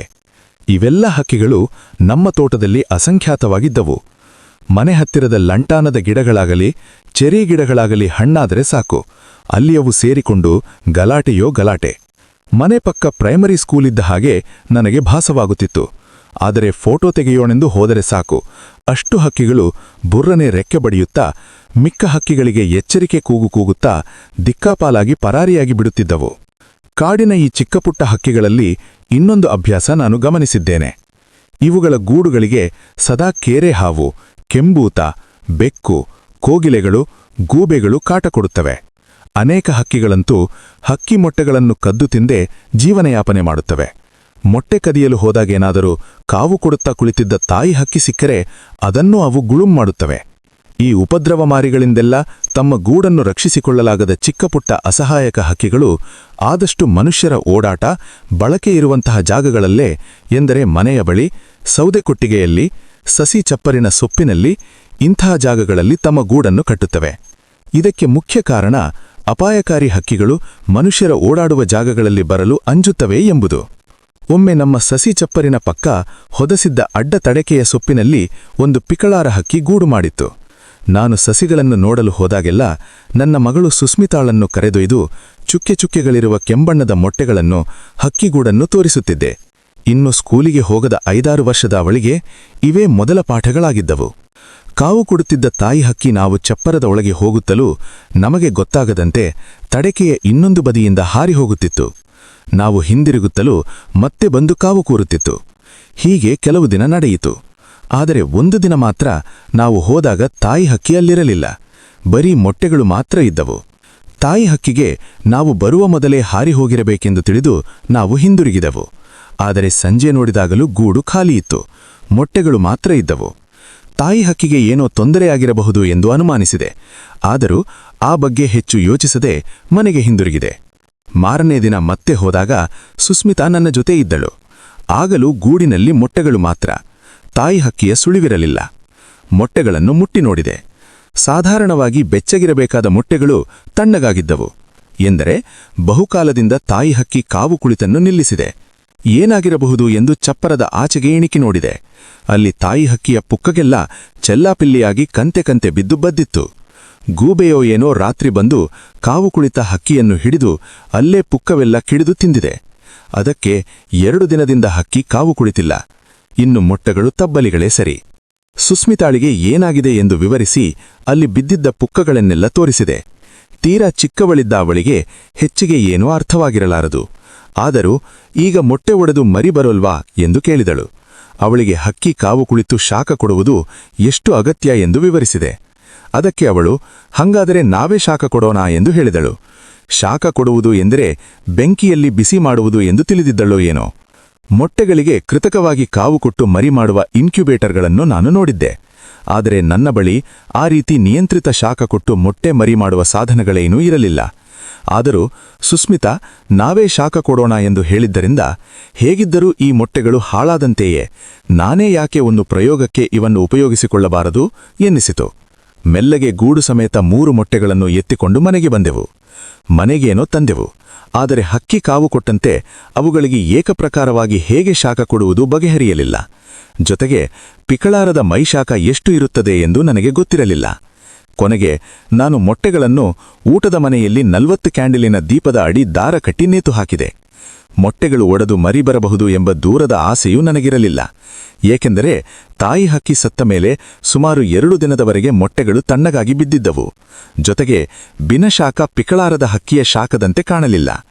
ಇದೆಲ್ಲ ಮಾಡಿದ್ದು ನಾನು ಸುಸ್ಮಿತಾಳ ಕುತೂಹಲ ಸಮಾಧಾನಗಳಿಗಾಗಿ ಮಾತ್ರ. ಅದನ್ನು ಮನೆಯಲ್ಲಿ ನೇತು ಹಾಕಿದ ಮೇಲೆ ಪ್ರತಿದಿನ ಸುಸ್ಮಿತಾ ಆಗಿಂದಾಗೆ ಇಣಿಕಿ ನೋಡುವುದು, ಏನೇನೋ ಪ್ರಶ್ನೆ ಕೇಳುವುದು ನಡೆಸಿದ್ದಳು. ಅವಳಿಗೆ ಜಲಚರಗಳಿಂದ ಹಿಡಿದು ಸಸ್ತನಿಗಳವರೆಗೆ ವಂಶಾಭಿವೃದ್ಧಿ ಹೇಗೆ ವಿಕಾಸವಾಗಿ ಬಂದಿದೆ ಎಂದು ನಿಧಾನವಾಗಿ ವಿವರಿಸಿದೆ. ಕಣ್ಣೆದುರಿಗೆ ಮೊಟ್ಟೆ ಇದ್ದದ್ದರಿಂದ ಏನೋ ನಾನು ಹೇಳಿದ್ದರಲ್ಲಿ ಬಹುಪಾಲು ಅವಳಿಗೆ ಅರ್ಥವಾದಂತೆ ತೋರಿತು. ಜೀವ ವಿಕಾಸದಲ್ಲಿ ಕೆಳಗಿನ ಹಂತದ ಜೀವಿಗಳಾದ ಜಲಚರಗಳು ಹಕ್ಕಿಗಳಂತೆ ಮೊಟ್ಟೆಗಳನ್ನು ಜೋಪಾನ ಮಾಡುವುದಿಲ್ಲ. ಅವು ಉಚ್ಚುವ ಮೊಟ್ಟೆಗಳು ವಾತಾವರಣದ ಶಾಖಕ್ಕೆ ಒಡೆದು ಮರಿಯಾಗಬೇಕು. ಅಷ್ಟಲ್ಲದೆ ಅವೇ ಸ್ವಶಕ್ತಿಯಿಂದ ಆಹಾರ ಸಂಪಾದನೆ ಮಾಡಿಕೊಂಡು ಬದುಕಬೇಕು. ಈ ಕಾರಣಗಳಿಂದಲೇ ಜಲಚರಗಳು ಇಡುವ ಮೊಟ್ಟೆಗಳು ಅಸಂಖ್ಯಾತ. ಮೀನುಗಳು ಒಂದೊಂದು ಸಾರಿಗೆ 70-80 ಸಹಸ್ರ ಮೊಟ್ಟೆಗಳನ್ನಿಡುತ್ತವೆ. ಕಪ್ಪೆಚಿಪ್ಪುಗಳು ಹಲವು ಲಕ್ಷ ಮೊಟ್ಟೆಗಳನ್ನಿಡುತ್ತವೆ. ಇಷ್ಟಾದರೂ ಇವುಗಳಲ್ಲಿ ಕೆಲವೇ ಬದುಕಿ ಉಳಿಯುವುದು. ಹಾವು, ಹಲ್ಲಿ, ಓತಿಕ್ಯಾತ, ಆಮೆ ಮುಂತಾದ ಸರೀಸೃಪಗಳು 100-200 ಮೊಟ್ಟೆಗಳನ್ನಿಡುತ್ತವೆ. ಮುಟ್ಟಿದರೆ ಮೆತ್ತಗೆ ರಬ್ಬರ್ ಮೊಟ್ಟೆಗಳಂತಿರುವವು. ಇವನ್ನು ಮರಳಿನಲ್ಲಿ ಗುಂಡಿ ತೊಹದು ಆಳಕ್ಕೆ ಹುಗದಿಡುತ್ತವೆ. ಬಿಸಿ ಮರಳಿನ ಶಾಖಕ್ಕೆ ಅವುಗಳ ಭ್ರೂಣಗಳು ಬೆಳೆದು ಒಡೆದು ಮರಿಗಳು ಹೊರಬರುತ್ತವೆ. ಜಲಚರಗಳಿಗಿಂತ ಹೆಚ್ಚಿನ ಆಸ್ಥೆ ಶ್ರದ್ಧೆಯನ್ನು ಇವು ತೋರಿಸುತ್ತವೆ. ಆದರೂ ಈ ಮೊಟ್ಟೆಗಳು ಸಹ ವಾತಾವರಣದ ಏರುಪೇರುಗಳನ್ನು ಅವಲಂಬಿಸಿವೆ. ಆದರೆ ಹಕ್ಕಿಗಳ ಹಂತಕ್ಕೆ ಬರುವ ವೇಳೆಗಾಗಲೇ ನಾವು ಇನ್ನೂ ಸೂಕ್ಷ್ಮ ನಡವಳಿಕೆಯನ್ನು ಕಾಣಬಹುದು. ಅವು ಸಾಧಾರಣವಾಗಿ ತಮ್ಮ ಮೈಯಗಲಕ್ಕೆ ಸಮನಾಗುವಷ್ಟು ಎಂದರೆ 2-3 ಮೊಟ್ಟೆಗಳನ್ನು ಮಾತ್ರ ಇಡುತ್ತವೆ. ಅಷ್ಟೇ ಅಳತೆಯ ಗೂಡು ಕಟ್ಟಿ ತಮ್ಮ ಮೈಶಾಖ ಉಳಿಯುವಂತೆ ಸುತ್ತ ಪುಕ್ಕ, ಹತ್ತಿ, ಜೇಗರ ಬಲೆ ಇತ್ಯಾದಿಯ ಹಾಸಿಗೆ ನಿರ್ಮಿಸಿಕೊಳ್ಳುತ್ತವೆ. ವಾತಾವರಣದ ಶಾಖವನ್ನು ಕೊಂಚವೂ ಅವಲಂಬಿಸದೆ ತಮ್ಮ ಮೈಶಾಖದಿಂದಲೇ ಭ್ರೂಣಗಳು ಬೆಳೆದು ಹೊರಬರುವಂತೆ ಅವುಗಳ ಮೇಲೆ ಕುಳಿತು ಕಾವು ಕೊಡುತ್ತವೆ. ಅವು ಮರಿಯಾಗಿ ಹೊರಬಂದ ನಂತರ ಅವುಗಳಿಗೆ ಗುಟುಕು ಕೊಟ್ಟು ಬೆಳೆಸಿ ಹಾರುವುದನ್ನು, ಆಹಾರ ಸಂಪಾದನೆಯನ್ನು ಕಲಿಸಿ ಹೊರಜಗತ್ತಿಗೆ ಬಿಡುತ್ತವೆ. ಸಸ್ತನಿಗಳಲ್ಲಿ ಇನ್ನೂ ಹೆಚ್ಚು ಇದು ಮುಂದುವರೆದಿರುವುದನ್ನು ನೋಡಬಹುದು. ಇಲ್ಲಿ ಭ್ರೂಣ ಹೊರಜಗತ್ತಿಗೆ ಯಾವ ಸಂಬಂಧವೂ ಇಲ್ಲದಂತೆ ತಾಯಿಯ ಹೊಟ್ಟೆಯೊಳಗೆ ಬೆಳೆದು ಹೊರಬರುತ್ತದೆ. ದಿನ ಒಂದೊಂದು ಪ್ರಶ್ನೆ ಕೇಳಿ ಮೊಟ್ಟೆಗಳನ್ನು ಇಣಿಕಿ ನೋಡುತ್ತಿದ್ದ ಸುಸ್ಮಿತಾ ಒಂದು ದಿನ ಉದ್ವೇಗದಲ್ಲಿ ಎದ್ದುಬಿಟ್ಟು ಓಡಿಬಂದಳು. ಅಣ್ಣ, ಮೊಟ್ಟೆ ಒಡೆದು ಮರಿ ಬಂದಿದ್ದಾವೆ ಎಂದು ಕೂಗಿದಳು. ನನಗೆ ನಂಬಿಕೆ ಬರಲಿಲ್ಲ. ನಿರ್ಜೀವ ಗೋಲಿಗಳಂತೆ ಬಿದ್ದಿರುತ್ತಿದ್ದ ಚುಕ್ಕೆಗಳ ಕೆಂಬಣ್ಣದ ಮೊಟ್ಟೆಗಳಿಂದ ಎಂದಾದರೂ ಮರಿಗಳು ಬಂದಾವೆಂದು ನಾನು ಊಹಿಸಿರಲಿಲ್ಲ. ಆದರೆ ಅವುಗಳಿಂದ ಜೀವ ಪವಾಡ ಹೊರಬಂದಿದ್ದನ್ನು ಸಾಕ್ಷಾತ್ತಾಗಿ ನೋಡಿ ಸುಸ್ಮಿತಾ ಅತ್ಯಾಶ್ಚರ್ಯದಿಂದ ಕೂಗಿಕೊಂಡು ಓಡಿಬಂದಳು. ನೇತು ಹಾಕಿದ್ದ ಗೂಡಿನಲ್ಲಿನ ಮೊಟ್ಟೆಗಳಲ್ಲಿ 2 ಒಡೆದು ಮರಿಗಳಾಗಿದ್ದವು. ಹತ್ತಿರ ಹೋದರೆ ಸಾಕು ಇಡೀ ಬ್ರಹ್ಮಾಂಡವನ್ನೇ ನುಂಗುವಂತೆ ಬಾಯಿ ಕಳೆಯಿ ತಲೆಯಾಡಿಸುತ್ತಿದ್ದುವು. ಆಗ ತಾನೇ ಮೊಟ್ಟೆಯೊಡೆದು ಹೊರಬಂದ ಮರಿಗಳಾದ್ದರಿಂದ ಹಸಿ ಮಾಂಸದ ಮುದ್ದೆಗಳಂತೆ ಕಾಣುತ್ತಿದ್ದ ಅವು ಹಕ್ಕಿಗಳಂತೆ ಕಾಣುತ್ತಲೇ ಇರಲಿಲ್ಲ. ಕೊಕ್ಕು ಅಗಲಿಸಿ ತಿಂಡಿಗಾಗಿ ಬಾಯಿ ಕಳೆಯುವುದೊಂದೇ ಅಲ್ಲಿ ನಮಗೆ ಕಾಣುತ್ತಿದ್ದ ಸಚಿವ ಲಕ್ಷಣ. ಸುಸ್ಮಿತಾ ಅವು ಬಾಯಿ ಕಳೆಯುತ್ತಿದ್ದುದನ್ನು ನೋಡಿ ಅದಕ್ಕೆ ಊಟ ಬೇಕಾಗಿದೆ ಎಂದಳು. ಅವಳು ಇದೊಂದು ಗೊಂಬೆಯಾಟದಂತೆ ಎಂದು ತಿಳಿದಿದ್ದಳೋ ಏನೋ. ಅವಳ ಆ ಮಾತು ಕೇಳಿದ ಕೂಡಲೇ ನನಗೆ ಮಾತ್ರ ತಲೆ ಮೇಲಿನ ಆಕಾಶ ಕಳಚಿಬಿದ್ದಂತಾಯಿತು. ಅವುಗಳಿಗೆ ಏನು ಊಟ ಕೊಡುವುದು, ಹೇಗೆ ಸಾಕುವುದು? ಸುಮ್ಮನಿರಲಾರದೆ ಆ ಮೊಟ್ಟೆಗಳನ್ನು ಮನೆಗೆ ತಂದು ತಲೆ ಮೇಲೆ ಭಯಂಕರ ಜವಾಬ್ದಾರಿ ಎಳೆದುಕೊಂಡಂತಾಯಿತು. ಹಕ್ಕಿಗಳಲ್ಲಿ ಅನೇಕವು ಅನೇಕ ತರದ ಆಹಾರಗಳಿಗೆ ಒಗ್ಗಿರುತ್ತವೆ. ಕೆಲವು ಹಣ್ಣುಗಳನ್ನೇ ತಿನ್ನುತ್ತವೆ, ಕೆಲವು ಕೀಟಗಳನ್ನೇ ತಿನ್ನುತ್ತವೆ, ಕೆಲವು ಭತ್ತ, ಗೋಧಿ ಇತ್ಯಾದಿ ಗಟ್ಟಿ ಕಾಳುಗಳನ್ನೇ ತಿನ್ನುತ್ತವೆ, ಕೆಲವು ಹೂವಿನ ಜೀನನ್ನೇ ಕುಡಿದು ಬದುಕುತ್ತವೆ. ಈ ಹಕ್ಕಿಗಳೆಲ್ಲ ಎಷ್ಟೊಂದು ಮಿಲಿಯಾಂತರ ವರ್ಷದಿಂದ ಆಯಾ ರೀತಿಯ ವಿಶಿಷ್ಟ ಆಹಾರಕ್ಕೆ ಒಗ್ಗಿರುತ್ತವೆಂದರೆ ನಾಲಿಗೆಯಿಂದ ಹಿಡಿದು ಕರುಳಿನವರೆಗೆ ಅವುಗಳ ಅಂಗಾಂಗಗಳೆಲ್ಲ ಅದಕ್ಕಾಗಿ ರೂಪಾಂತರಗೊಂಡಿರುತ್ತವೆ. ಒಂದರ ಆಹಾರವನ್ನು ಇನ್ನೊಂದು ತಿನ್ನುವುದೇ ಇಲ್ಲ, ತಿಂದರೆ ಸತ್ತೇ ಹೋಗುತ್ತವೆ. ಮಗಳಿಗೆ ವಿವರಿಸಿದೆ. ನಮ್ಮ ಊಟ ಅವಕ್ಕೆ ಕೊಟ್ಟರೆ ಅವು ಸತ್ತೇ ಹೋಗುತ್ತವೆ. ಈಗ ಗುಬ್ಬಚ್ಚಿ ಹೆಂಚಿನ ಸಂದಿಯಲ್ಲಿ ಜೇಡರ ಹುಳು ಹಿಡಿದು ಊಟ ಮಾಡುವುದನ್ನು ನೋಡಿದೆಯಲ್ಲ, ಅದರ ಊಟ ನೀನು ತಿಂದರೆ ಬದುಕುತ್ತೀಯಾ? ಹಾಗೆ ನಿನ್ನ ಊಟ ಅದು ತಿಂದರೆ ಸತ್ತೇ ಹೋಗುತ್ತೆ ಎಂದೆ. ಅವಳಿಗೆ ಅರ್ಥವಾಯಿತೆಂದು ತೋರುತ್ತದೆ. ಆದರೆ ಇದರಿಂದ ನನ್ನ ಸಮಸ್ಯೆ ಪರಿಹಾರವಾಗಲಿಲ್ಲ. ಬಾಯಿ ಕಳೆಯುವ ಮರಿಗಳಿಗೆ ಏನಾದರೂ ಹಾಕಲೇಬೇಕಿತ್ತು. ಏನನ್ನು ಕೊಡಬಹುದು? ಇಂಥ ವಿಷಯಕ್ಕೆಲ್ಲ ನನಗೆ ಮಾರನೇ ಸಲಹೆಗಾರ. ಮನೆ ಹಿಂದುಗಡೆ ಎಲ್ಲೋ ನೆರಳಿನಲ್ಲಿ ನಿದ್ದೆ ಹೊಡೆಯುತ್ತಿದ್ದ ಅವನನ್ನು ಕರೆದೆ. ಅವನು, ನಾನ್ಯಾಕೆ ಈ ಸುಡುಗಾಡು ಚಿಟ್ಟಹಕ್ಕಿಗಳನ್ನು ಸಾಕಲಿ ಹೇಳಿ? ಕೋಳಿನೋ ಕುರಿನೋ ಸಾಕಿದರೆ ಒಂದು ಥರ, 3 ಕಾಸಿನ ಮಾಂಸವಿಲ್ಲದೆ ಈ ಗುಬ್ಬಿಗಳನ್ನೆಲ್ಲ ಯಾಕೆ ಸಾಕಬೇಕು?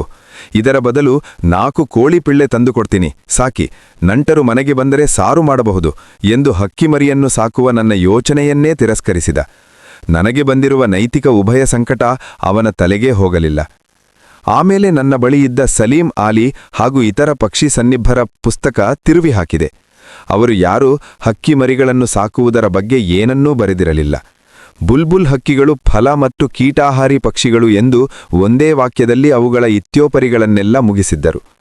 ಮಾರನ ಸಲಹೆಯಂತೆಯೇ ಇವರ ಪುಸ್ತಕಗಳು ನನಗೆ ನಿರುಪಯುಕ್ತವಾಗಿದ್ದವು. ಕೀಟಗಳೆಂದರೆ ಯಾವುವು? 100 ತರದ ಕೀಟಗಳಿದ್ದಾವೆ. ಅವುಗಳಲ್ಲಿ ಯಾವುವನ್ನೂ ಹಿಡಿದು ಮರಿಗಳ ಬಾಯಿಗೆ ತುರುಕಲು ಮನಸ್ಸೇ ಬರಲಿಲ್ಲ. ಅವುಗಳ ಮೀಸೆ, ಕಚ್ಚುವ ದವಡೆ, ಕಾಲಿನಲ್ಲಿರುವ ಮುಳ್ಳುಗಳು ಇವನ್ನೆಲ್ಲ ನೋಡಿದರೆ ಆ ಮರಿಗಳ ಬಾಯಿಗೆ ಹಾಕುವುದಿರಲಿ, ಕೈಯಿಂದ ಮುಟ್ಟಲೂ ಮನಸ್ಸು ಬರಲಿಲ್ಲ. ಪಿಕಳಾರಗಳು ಲಂಟಾನ ಹಣ್ಣು ತಿನ್ನುವುದನ್ನು ನೋಡಿದ್ದೆ. ಆದರೆ ಲಂಟಾನ ಹಣ್ಣುಗಳನ್ನು ಹುಡುಕಿದರೆ ಒಂದೇ ಒಂದು ಹಣ್ಣು ಗಿಡಗಳಲ್ಲಿ ಕಾಣಲಿಲ್ಲ. ಕೊನೆಗೆ ಇನ್ನೇನೂ ಮಾಡಲಾರದೆ ಮನೆಯಲ್ಲಿದ್ದ ಬಾಳೆಹಣ್ಣನ್ನೇ ಕೊಡಾನೆಂದು ತೀರ್ಮಾನಿಸಿದೆ. ಆದರೆ ಹಲ್ಲಿಲ್ಲದ ಅವುಗಳ ಬಾಯಿಗೆ ಬಾಳೆಹಣ್ಣಿನ ಚೂರು ಹಾಕಿದರೆ ಉಪಯೋಗವಿಲ್ಲವೆಂದು ಬಾಳೆಹಣ್ಣನ್ನು ಕಿವಿಚಿ ಲೇಹ್ಯ ಮಾಡಿದಂತೆ ಮಾಡಿ ಚಮಚದಲ್ಲಿ ಕೊಂಚವನ್ನೇ ತೆಗೆದು 2ರ ಬಾಯಿಗೂ ಹಾಕಿದೆ. ದೊಡ್ಡ ಅನಾಹುತವೇ ಆಯಿತು. ಬಾಳೆಹಣ್ಣಿನ ಲೇಹ್ಯ ಸಹ ನುಂಗುವ ತ್ರಾಣವಿಲ್ಲದ ಆ ಮರಿಗಳ ಗಂಟಲಿನಲ್ಲಿ ಬಾಳೆಹಣ್ಣು ಗಿಡಿದು ಕುಳಿತು ಅವುಗಳ ಮೂಗುಗಳಿಂದೆಲ್ಲ ಬಾಳೆಹಣ್ಣಿನ ಲೇಹ್ಯ ಹೊರಬಂದು ನಾನು ಅವಕ್ಕೆ ಉಸಿರಾಡಲು ಪ್ರಾಥಮಿಕ ಚಿಕಿತ್ಸೆಗೆ ಯೋಚಿಸುವ ಮೊದಲೇ ಸತ್ತು ಹೋದವು.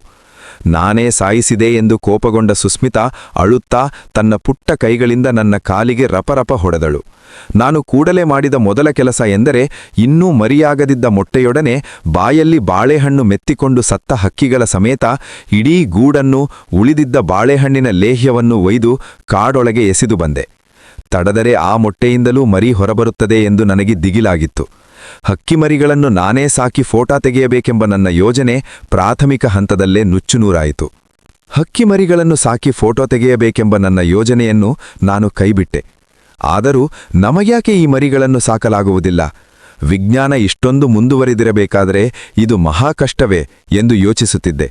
ಈ ಬಗ್ಗೆ ಅನೇಕ ಪಶುವೈದ್ಯರನ್ನು, ಪಕ್ಷಿ ಸನ್ನಿಭರನ್ನು ವಿಚಾರಿಸಿದೆ.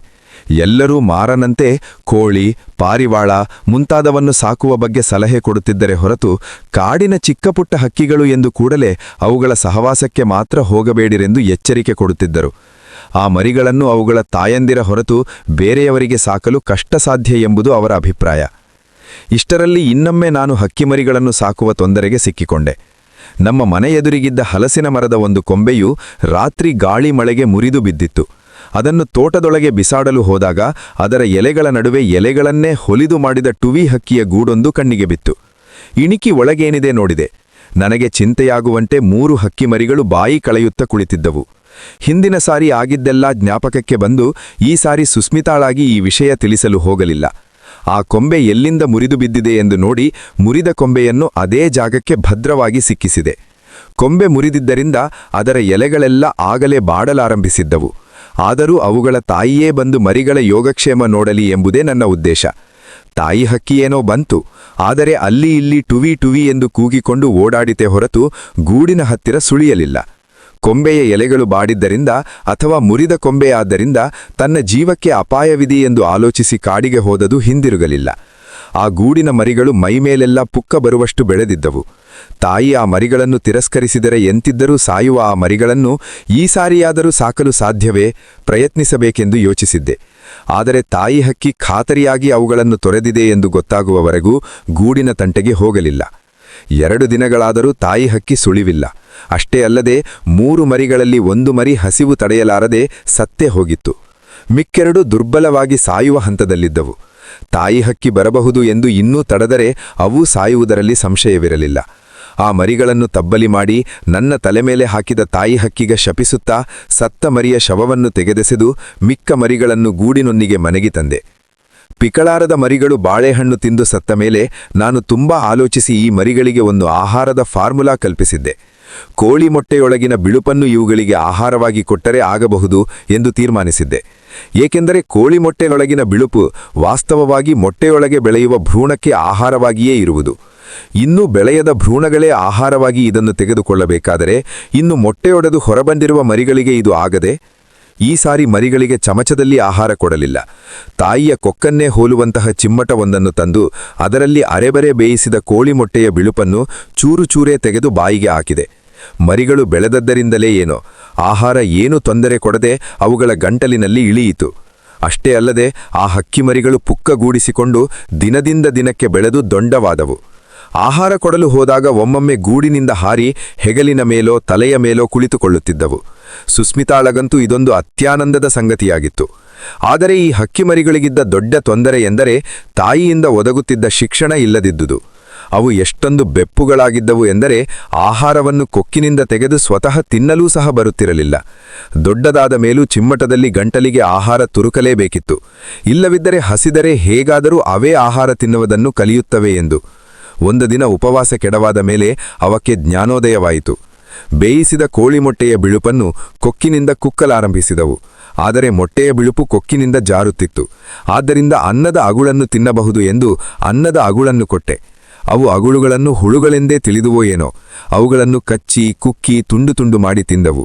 ಅವು ತಾವೇ ಆಹಾರ ತಿನ್ನಲಾರಂಭಿಸ ಕೂಡಲೇ ಅವುಗಳ ವರ್ತನೆಯಲ್ಲೂ ಬದಲಾವಣೆ ಕಂಡವು. ಧೈರ್ಯವಾಗಿ ಅತ್ತ ಇತ್ತ ಹಾರುತ್ತಿದ್ದವು. ಇದಿರಿಗೆ ಕಂಡ ಎಲೆಯ ಚೂರು ಮುಂತಾದ ಚಿಕ್ಕಪುಟ್ಟ ವಸ್ತುಗಳನ್ನು ಕುತೂಹಲಕ್ಕೆಂಬಂತೆ ಕುಕ್ಕಿ ನೋಡುತ್ತಿದ್ದವು. ಅವುಗಳ ಆತ್ಮವಿಶ್ವಾಸ ಕಂಡು ನಾನು ಹೀಗೆ ಮುಂದುವರೆದರೆ ಇನ್ನು ಕೊಂಚ ದಿನಗಳಲ್ಲಿ ಇವು ಕಾಡಿನಲ್ಲಿ ಸ್ವತಂತ್ರವಾಗಿ ಜೀವಿಸಲು ಸಾಧ್ಯವಾಗಬಹುದು ಎಂದು ಯೋಚಿಸಿದೆ. ಆದರೆ ಒಂದು ದಿನ ಸಾಯಂಕಾಲ ಅವು ಇದ್ದಕ್ಕಿದ್ದಂತೆ ಮಂಕಾಗಿ ಕುಳಿತಲ್ಲಿಂದ ಏಳಲೇ ಇಲ್ಲ. ಅದೇ ರಾತ್ರಿ ಎರಡೂ ಸತ್ತು ಹೋದವು. ಏನನ್ನು ತಿಂದವೋ ಅಥವಾ ಅನ್ನದ ಊಟ ಅವಕ್ಕೆ ಆಗಲಿಲ್ವೋ, ಒಟ್ಟಿನಲ್ಲಿ ಅವು ಸತ್ತದ್ದಕ್ಕೆ ಕಾರಣ ಗೊತ್ತಾಗಲಿಲ್ಲ. ಸುಸ್ಮಿತಾ ಮಾತ್ರ ಹಕ್ಕಿಮರಿ ಸತ್ತಿದ್ದಕ್ಕೆ ಪೆಚ್ಚುಮೋರೆ ಮಾಡಿಕೊಂಡು ಒಂದು ದಿನವೆಲ್ಲ ಇದ್ದಳು. ನಾನು ಇನ್ನು ಈ ಕಾಡಿನ ಜೀವಿಗಳ ತಂಟೆಗೆ ಹೋಗಬಾರದು ಎಂದು ಆಖೈರ್ಯವಾಗಿ ನಿರ್ಧರಿಸಿದೆ. ಕಾಡಿನ ಜೀವ ಸಂಕುಲದೊಳಗೆ ನಾವು ಕೈ ಹಾಕಿದರೆ ಸಾಕು, ಅದು ಸಹಾಯ ಹಸ್ತವಾದರೂ ಅವುಗಳ ನಾಶ ತಪ್ಪಿದ್ದಲ್ಲ ಎಂದು ನನಗೆ ಮನದಟ್ಟಾಯಿತು. ಅವುಗಳಲ್ಲಿ ತೊಂದರೆಗೆ ಸಿಕ್ಕಿದವನ್ನು ತಬ್ಬಲಿಯಾದವನ್ನು ರಕ್ಷಿಸುವುದು ನಮ್ಮ ನೈತಿಕ ಜವಾಬ್ದಾರಿ ಎಂದು ಭಾವಿಸುವುದು, ಕಾಡಿನಲ್ಲಿರುವುದೆಲ್ಲವೂ ತಾನು ತಿನ್ನುವುದಕ್ಕೆ ದೇವರು ಸೃಷ್ಟಿ ಮಾಡಿದ್ದಾನೆ ಎಂದು ತಿಳಿದಿರುವ ಮಾರನ ಮೂರ್ಖತನಕ್ಕಿಂತ ದೊಡ್ಡ ಮೂರ್ಖತನ ಎಂದು ಖಂಡಿತವಾಗಿ ಅನ್ನಿಸಿತು. ಇಷ್ಟೆಲ್ಲ ದೃಢನಿರ್ಧಾರ ಮಾಡಿದರೂ ನಾನು ಮತ್ತೊಮ್ಮೆ ಹಕ್ಕಿಮರಿಯ ದೆಸೆಯಿಂದ ನೈತಿಕ ಬಿಕ್ಕಟ್ಟಿಗೆ ಸಿಕ್ಕಿಬಿದ್ದೆ. ಹೂವಣ್ಣನ ಮಗ ಚಂದ್ರ ನಮಗೆ ವಾರಕ್ಕೊಮ್ಮೆ ತರಕಾರಿ ತಂದು ಕೊಡುತ್ತಿದ್ದ. ಅವನ ತರಕಾರಿ ಜಮೀನಿನ ಬಳಿಯೇ ಹಕ್ಕಿಯೊಂದು ಗೂಡು ಕಟ್ಟಿದೆ ಎಂದು ನನಗೆ ಹೇಳಿದ. ಅದೊಂದು ಮಡಿವಾಳ ಹಕ್ಕಿಗೂಡು. ಅಲ್ಲಿ ಹೋಗಿ ಮರೆ ರಚಿಸಿಕೊಂಡು ಕುಳಿತು ಅವರ ಹಲವಾರು ಫೋಟೋಗಳನ್ನು ತೆಗೆದ ನಂತರ ಇಷ್ಟೆಲ್ಲ ಹೇಳಿ ನನಗೆ ಸಹಾಯ ಮಾಡಿದ್ದಕ್ಕೆ ಅವನಿಗೆ 1 ರೂಪಾಯಿ ಇನಾಮ ಕೊಟ್ಟೆ. ಈ ಸುದ್ದಿ ಯಾವುದೋ ರೂಪ ತಾಳಿ ಕೊನೆಗೆ ಹಕ್ಕಿ ತಗೊಂಡು ಹೋಗಿ ಕೊಟ್ಟರೆ ಫೋಟೋ ಹೊಡೆದು 1 ರೂಪಾಯಿ ಕೊಡ್ತಾರಂತೆ ಎಂಬ ವಾರ್ತೆಯಾಗಿ ದನ ಕಾಯುವ ಹುಡುಗರಿಂದ ಹಿಡಿದು ಸ್ಕೂಲು ಹುಡುಗರವರೆಗೆ ಎಲ್ಲರೂ ತರತರದ ಹಕ್ಕಿ ಮರಿಗಳನ್ನು ಅವುಗಳ ಗೂಡುಗಳಿಂದ ಕದ್ದು ಇದರ ಫೋಟೋ ಹೊಡೆದುಕೊಳ್ಳಿ ಎಂದು ತರತಡಗಿದರು. ಅವರೆಲ್ಲರಿಗೂ ಬೈದು ಹೆದರಿಸಿ ಈ ಕೆಲಸದಿಂದ ವಿಮುಖರನ್ನಾಗಿಸಬೇಕಾದರೆ ನನಗೆ ಸಾಕು ಬೇಕಾಯಿತು. ಈ ಸಮಯದಲ್ಲೇ ದನ ಕಾಯುವ ರಾಮ ಒಂದು ಆಕಾಶ ಬಗರೆ ಹಕ್ಕಿ ಮರಿಯನ್ನು ತಂದು ಮಾರನ ಕೈಲಿ ಕೊಟ್ಟನಂತೆ. ನಾನು ಕಂಡರೆ ಬೈಯುತ್ತೇನೆಂದು ಮಾರ ಹೇಳಿದ್ದರಿಂದ ನಾನು ಬರುವುದರೊಳಗೆ ಜಾಗ ಖಾಲಿ ಮಾಡಿದ್ದ. ಆ ಮರಿಯನ್ನು ಏಕೆ ಇಲ್ಲಿ ಇರಿಸಿಕೊಂಡೆ ಎಂದು ನಾನು ಮಾರನಿಗೆ ಬೈದು ಅದನ್ನು ಗೂಡಿಗೆ ಹಿಂದಿರುಗಿಸಲು ರಾಮನಿಗಾಗಿ ಹುಡುಕಾಡಿದೆ. ನಾನು ಅವನಿಗೆ ಹೊಡೆಯಲೆಂದೇ ಹುಡುಕುತ್ತಿದ್ದೇನೆಂದು ತಿಳಿದ ರಾಮ ಪತ್ತೆ ಇಲ್ಲದಂತೆ ತಲೆ ತಪ್ಪಿಸಿಕೊಂಡ. ಆದರೆ ನಾನು ಮಾತ್ರ ಹಕ್ಕಿ ಮರಿಗಳನ್ನು ಸಾಕುವ ಜವಾಬ್ದಾರಿ ಹೊರಕೂಡದೆಂದು ನಿರ್ಧರಿಸಿದ್ದೆ. ಈ ಎಲ್ಲ ಹುಡುಕಾಟ ನಡೆಸುತ್ತಿದ್ದಾಗ 2 ಆಕಾಶ ಬಗರೆ ಹಕ್ಕಿಗಳು ಕೂಗುತ್ತಾ ನಮ್ಮ ಮನೆ ಮೇಲೆ ಎತ್ತರದಲ್ಲಿ ಸುತ್ತುತ್ತಿರುವುದು ಗೋಚರಿಸಿತು. ನನಗೆ ಇವು ಆ ಮರಿಯ ತಂದೆ ತಾಯಿಗಳೇ ಇರಬಹುದೇ ಎಂದು ಅನುಮಾನವಾಯಿತು. ಇರಲಿ ನೋಡೋಣ ಎಂದು ಅವುಗಳಿಗೆ ಕಾಣುವಂತೆ ಮನೆ ಕಿಟಿಕಿಗೆ ಹೊಡೆದಿದ್ದ ತಂತಿ ಜಾಲರಿಯ ಮೇಲೆ ಹಕ್ಕಿ ಮರಿಯನ್ನು ಕೂರಿಸಿದೆ. ಅವು ತಂದೆ ತಾಯಿಗಳಾದರೂ ಗೂಡಿನಲ್ಲಿಲ್ಲದ ಈ ಹಕ್ಕಿ ಮರಿಗಳಿಗೆ ಇಲ್ಲಿಯೇ ಗುಟುಕು ಕೊಟ್ಟು ನೋಡಿಕೊಳ್ಳುತ್ತವೆ ಎಂದು ನಾನು ಭಾವಿಸಿರಲಿಲ್ಲ. ಏಕೆಂದರೆ ಎಲೆಗಳು ಬಾಡಿದಕ್ಕೆ ಟುವಿ ಹಕ್ಕಿ ಮರಿಗಳನ್ನು ಪರಿತ್ಯಜಿಸಿ ಕಾಡಿಗೆ ಓಡಿ ಹೋಗಿದ್ದನ್ನು ನೋಡಿದ್ದೆ. ಆದರೆ ಕೊಂಚ ಹೊತ್ತಿನ ತರುವಾಯ ತಾಯಿ ಹಕ್ಕಿ ಆಕಾಶದಲ್ಲಿ ಕೂಗಿಕೊಂಡು ಹಾರಾಡುತ್ತಿದ್ದುದು ಮೆಲ್ಲಗೆ ಇಳಿದು ಮನೆ ಮುಂದಿನ ಮರಗಳ ಮೇಲೆ ಬಂದು ಕುಳಿತುಕೊಂಡಿತು. ಮಧ್ಯಾಹ್ನದ ಹೊತ್ತಿಗೆ ತಾಯಿ ಹಕ್ಕಿ ಧೈರ್ಯ ಮಾಡಿ ಕಿಟಕಿ ಬಳಿಯೇ ವರಿಗೆ ಗುಟುಕು ಕೊಡಲಾರಂಭಿಸಿತು. ರಾಮ ಅದರ ಮರಿಯನ್ನು ಕದ್ದು ತಂದಾಗ ತಾಯಿ ಹಕ್ಕಿ ಅವನನ್ನೇ ಹಿಂಬಾಲಿಸಿ ನಮ್ಮ ಮನೆವರೆಗೂ ಬಂದಿತ್ತು. ರಾತ್ರಿಯಾದೊಡನೆ ಕಿಟಕಿ ಮೇಲೆ ಕುಳಿತಿದ್ದ ಹಕ್ಕಿ ಮರಿಯನ್ನು ಕೋಣೆಯೊಳಗೆ ಬಿಡುತ್ತಿದ್ದೆ. ಮತ್ತೆ ಬೆಳಗಾದೊಡನೆ ಅದನ್ನು ಹೊರಗೆ ಕೂರಿಸುತ್ತಿದ್ದೆ. ತಾಯಿ ಹಕ್ಕಿ ಬಂದು ಹಲವಾರು ಬಾರಿ ಗುಟುಕು ಕೊಟ್ಟು ಎತ್ತಲೋ ಹಾರಿ ಹೋಗುತ್ತಿತ್ತು. ಕೆಲವು ಗಂಟೆಗಳ ತರುವಾಯ ಮತ್ತೆ ಬರುತ್ತಿತ್ತು. ನಾನು ಬಹುಶಃ ತನ್ನ ಹೊಟ್ಟೆ ತುಂಬಿಸಿಕೊಳ್ಳಲು ಮಿಕ್ಕ ಸಮಯ ವಿನಿಯೋಗಿಸುತ್ತಿದೆ ಎಂದು ತಿಳಿದಿದ್ದೆ. ಅದು ಗುಟುಕು ಕೊಟ್ಟ ನಂತರ ತುಂಬಾ ಸಮಯದವರೆಗೆ ಏಕೆ ನಾಪತ್ತೆಯಾಗುತ್ತದೆ ಎಂದು 4 ದಿನದ ತರುವಾಯ ನನಗೆ ಗೊತ್ತಾಯಿತು. ಒಂದು ದಿನ ಬೆಳಗಿನ ಹೊತ್ತಿಗೆ ತಾಯಿ ಹಕ್ಕಿ 2 ತನ್ನ ಮರಿಗಳನ್ನೂ ಕರೆತಂದು ಮನೆಯೆದುರಿನ ಮರದಲ್ಲಿ ಕೂರಿಸಿತು. ರಾಮ ಹಕ್ಕಿ ಮರಿಯನ್ನು ಕದ್ದು ತಂದಾಗ ಏನೋ ಕಾರಣ 2 ಗೂಡಿನಲ್ಲೇ ಉಳಿಸಿದ್ದ. ಮರಿಯ ಕೂಗನ್ನು ಅನುಸರಿಸಿ ತಾಯಿ ಹಕ್ಕಿ ಮನೆವರೆಗೂ ಬಂದರೂ ತನ್ನ ಗೂಡಿನ ಮಿಕ್ಕೆರಡು ಮರಿಗಳನ್ನು ಮರೆತಿರಲಿಲ್ಲ. ಈ ಮರಿಗೆ ಕಿಟಕಿ ಬಳಿ ಹಲವು ಬಾರಿ ಗುಟುಕು ಕೊಟ್ಟು ಅನಂತರ ಗೂಡಿನ ಮರಿಗಳಿಗೆ ಆಹಾರ ಕೊಡಲು ಹೋಗುತ್ತಿದ್ದುದರಿಂದಲೇ ಅದು ತುಂಬಾ ಸಮಯದವರೆಗೆ ನಾಪತ್ತೆಯಾಗುತ್ತಿದ್ದುದು. ಎರಡೂ ಕಡೆ ಸಂಸಾರ ನೋಡಿಕೊಳ್ಳುವ ಹೊರೆ ತಪ್ಪಿಸಲೆಂದೇ ಗೂಡಿನ ಮರಿಗಳಿಗೆ ಹಾರುವಷ್ಟು ರೆಕ್ಕೆ ಬಲಿಯುತ್ತಲೂ ಅವನ್ನು ಹಾರಿಸಿಕೊಂಡು ಬಂದು ಮನೆ ಬಳಿಯ ಮರದಲ್ಲಿ ಕೂರಿಸಿತ್ತು. ತಂದೆ ತಾಯಿ ಎರಡೂ ಸೇರಿ 3 ಬಕಾಸುರ ಮರಿಗಳಿಗೆ ಬಿಡುವಿಲ್ಲದಂತೆ ಆಹಾರ ಒದಗಿಸಲಾರಂಭಿಸಿದವು. ಅಲ್ಲಿಯವರೆಗೂ ಸುಮ್ಮನೆ ಬೆಪ್ಪು ಹಿಡಿದಂತೆ ಕಿಟಕಿಯ ಕಂಬಿ ಮೇಲೆ ಕುಳಿತು ಆಹಾರ ಸ್ವೀಕರಿಸುತ್ತಿದ್ದ ಹಕ್ಕಿಮರಿ ಮಿಕ್ಕೆರಡು ಹಕ್ಕಿಮರಿಗಳನ್ನು ನೋಡಿತೋ ಇಲ್ಲವೋ ಕುಳಿತಲ್ಲಿ ಕೂಗುತ್ತಾ ರೆಕ್ಕೆ ಬಡಿಯುತ್ತಾ ಉದ್ವೇಗ ಪ್ರಕಟಿಸಿತು. ಒಮ್ಮೆ ತಾಯಿ ಹಕ್ಕಿ ಮರದ ಮೇಲಿನ ಹಕ್ಕಿಮರಿಗಳಿಗೆ ಗುಟುಕು ಕೊಡುತ್ತಿರಬೇಕಾದರೆ ತಾಳ್ಮೆಯಿಂದ ಕೂರಲಾರದ ಈ ಹಕ್ಕಿಮರಿ ಕೂಗುತ್ತಾ ರೆಕ್ಕೆ ಬಡಿಯುತ್ತಾ ಕಿಟಕಿ ಮೇಲಿಂದ ನೆಗೆದೇ ಬಿಟ್ಟಿತು. ಕೆಲವು ಕ್ಷಣಗಳವರೆಗೆ ಹುಚ್ಚು ಹುಚ್ಚಾಗಿ ರೆಕ್ಕೆ ಬಡಿಯುತ್ತಾ ಗಾಳಿಯಲ್ಲಿ ತೂರಾಡಿದ ಆ ಮರಿ ಅನಂತರ ಯಮಸಾಹಸದಿಂದ ನಿಧಾನವಾಗಿ ಎತ್ತರೆತ್ತರಕ್ಕೆ ಸಾಗಿ ಅಂತೂ ಇಂತೂ ಹೋಗಿ ಮರದ ಮೇಲಿನ ತನ್ನ ಸೋದರರನ್ನು ಸೇರಿತು. 4 ದಿನ ನಮ್ಮೊಡನೆ ಕೋಣೆಯೊಳಗೆ ಕಾಲ ಕಳೆದಿದ್ದ ಆ ಪುಟ್ಟ ಮರಿ ಅಷ್ಟರೊಳಗೆ ಸುಸ್ಮಿತಳಿಗೆ ನಮ್ಮ ಹಕ್ಕಿ ಮರಿ ಆಗಿಬಿಟ್ಟಿತ್ತು. ತಾಯಿ ಹಕ್ಕಿ ಅದನ್ನು ಹಾರಿಸಿಕೊಂಡು ಹೋಗಿ ಮರದ ಮೇಲೆ ಕೂರಿಸಿದ್ದು ನೋಡಿ, ಅಯ್ಯೋ ನಮ್ಮ ಹಕ್ಕಿ ಮರಿ ಮರದ ಮೇಲೆ ಹೋಯಿತು ಎಂದು ತಾಯಿ ಹಕ್ಕಿಯ ಮೇಲೆ ಕೋಪಗೊಂಡಳು. 2 ದಿನಗಳವರೆಗೂ ಅವಳ ಹಕ್ಕಿಮರಿಯು ಮಿಕ್ಕೆರಡು ಹಕ್ಕಿಗಳ ಜೊತೆ ಕೊಂಬೆಯ ಮೇಲೆ ಇತ್ತು. ಅನಂತರ ಆಕಾಶದ ಕರೆಯನ್ನು ತಡೆಯಲಾರದ ಅವು ಹಾರಿ ವಿಶಾಲ ವಿಶ್ವದಲ್ಲಿ ಲೀನವಾದವು. ಆಮೇಲೆ ನಮ್ಮ ಮನೆ ಬಳಿ ಯಾವ ಆಕಾಶ ಬಗರೆ ಹಕ್ಕಿ ಹಾರಿದರೂ ಸುಸ್ಮಿತಾ, ಓಹೋ ನಮ್ಮ ಹಕ್ಕಿಮರಿ ಮನೆ ನೆನಪು ಮಾಡಿಕೊಂಡು ಬಂದಿದೆ ಎಂದು ಅದರತ್ತ ಕೈ ಬೀಸುತ್ತಿದ್ದಳು. ಹಕ್ಕಿಗಳಿಗೆ ಅಷ್ಟೊಂದು ಜ್ಞಾಪಕ ಆತ್ಮೀಯತೆ ಇದೆಯೋ ಇಲ್ಲವೋ ಹೇಳಬಲ್ಲವರಾರು. ಒಟ್ಟಿನಲ್ಲಿ ಸುಸ್ಮಿತಳಿಗೆ ಆ ಹಕ್ಕಿಮರಿ ಜ್ಞಾಪಕ ಆತ್ಮೀಯತೆ ತಂದುಕೊಟ್ಟಷ್ಟೆ.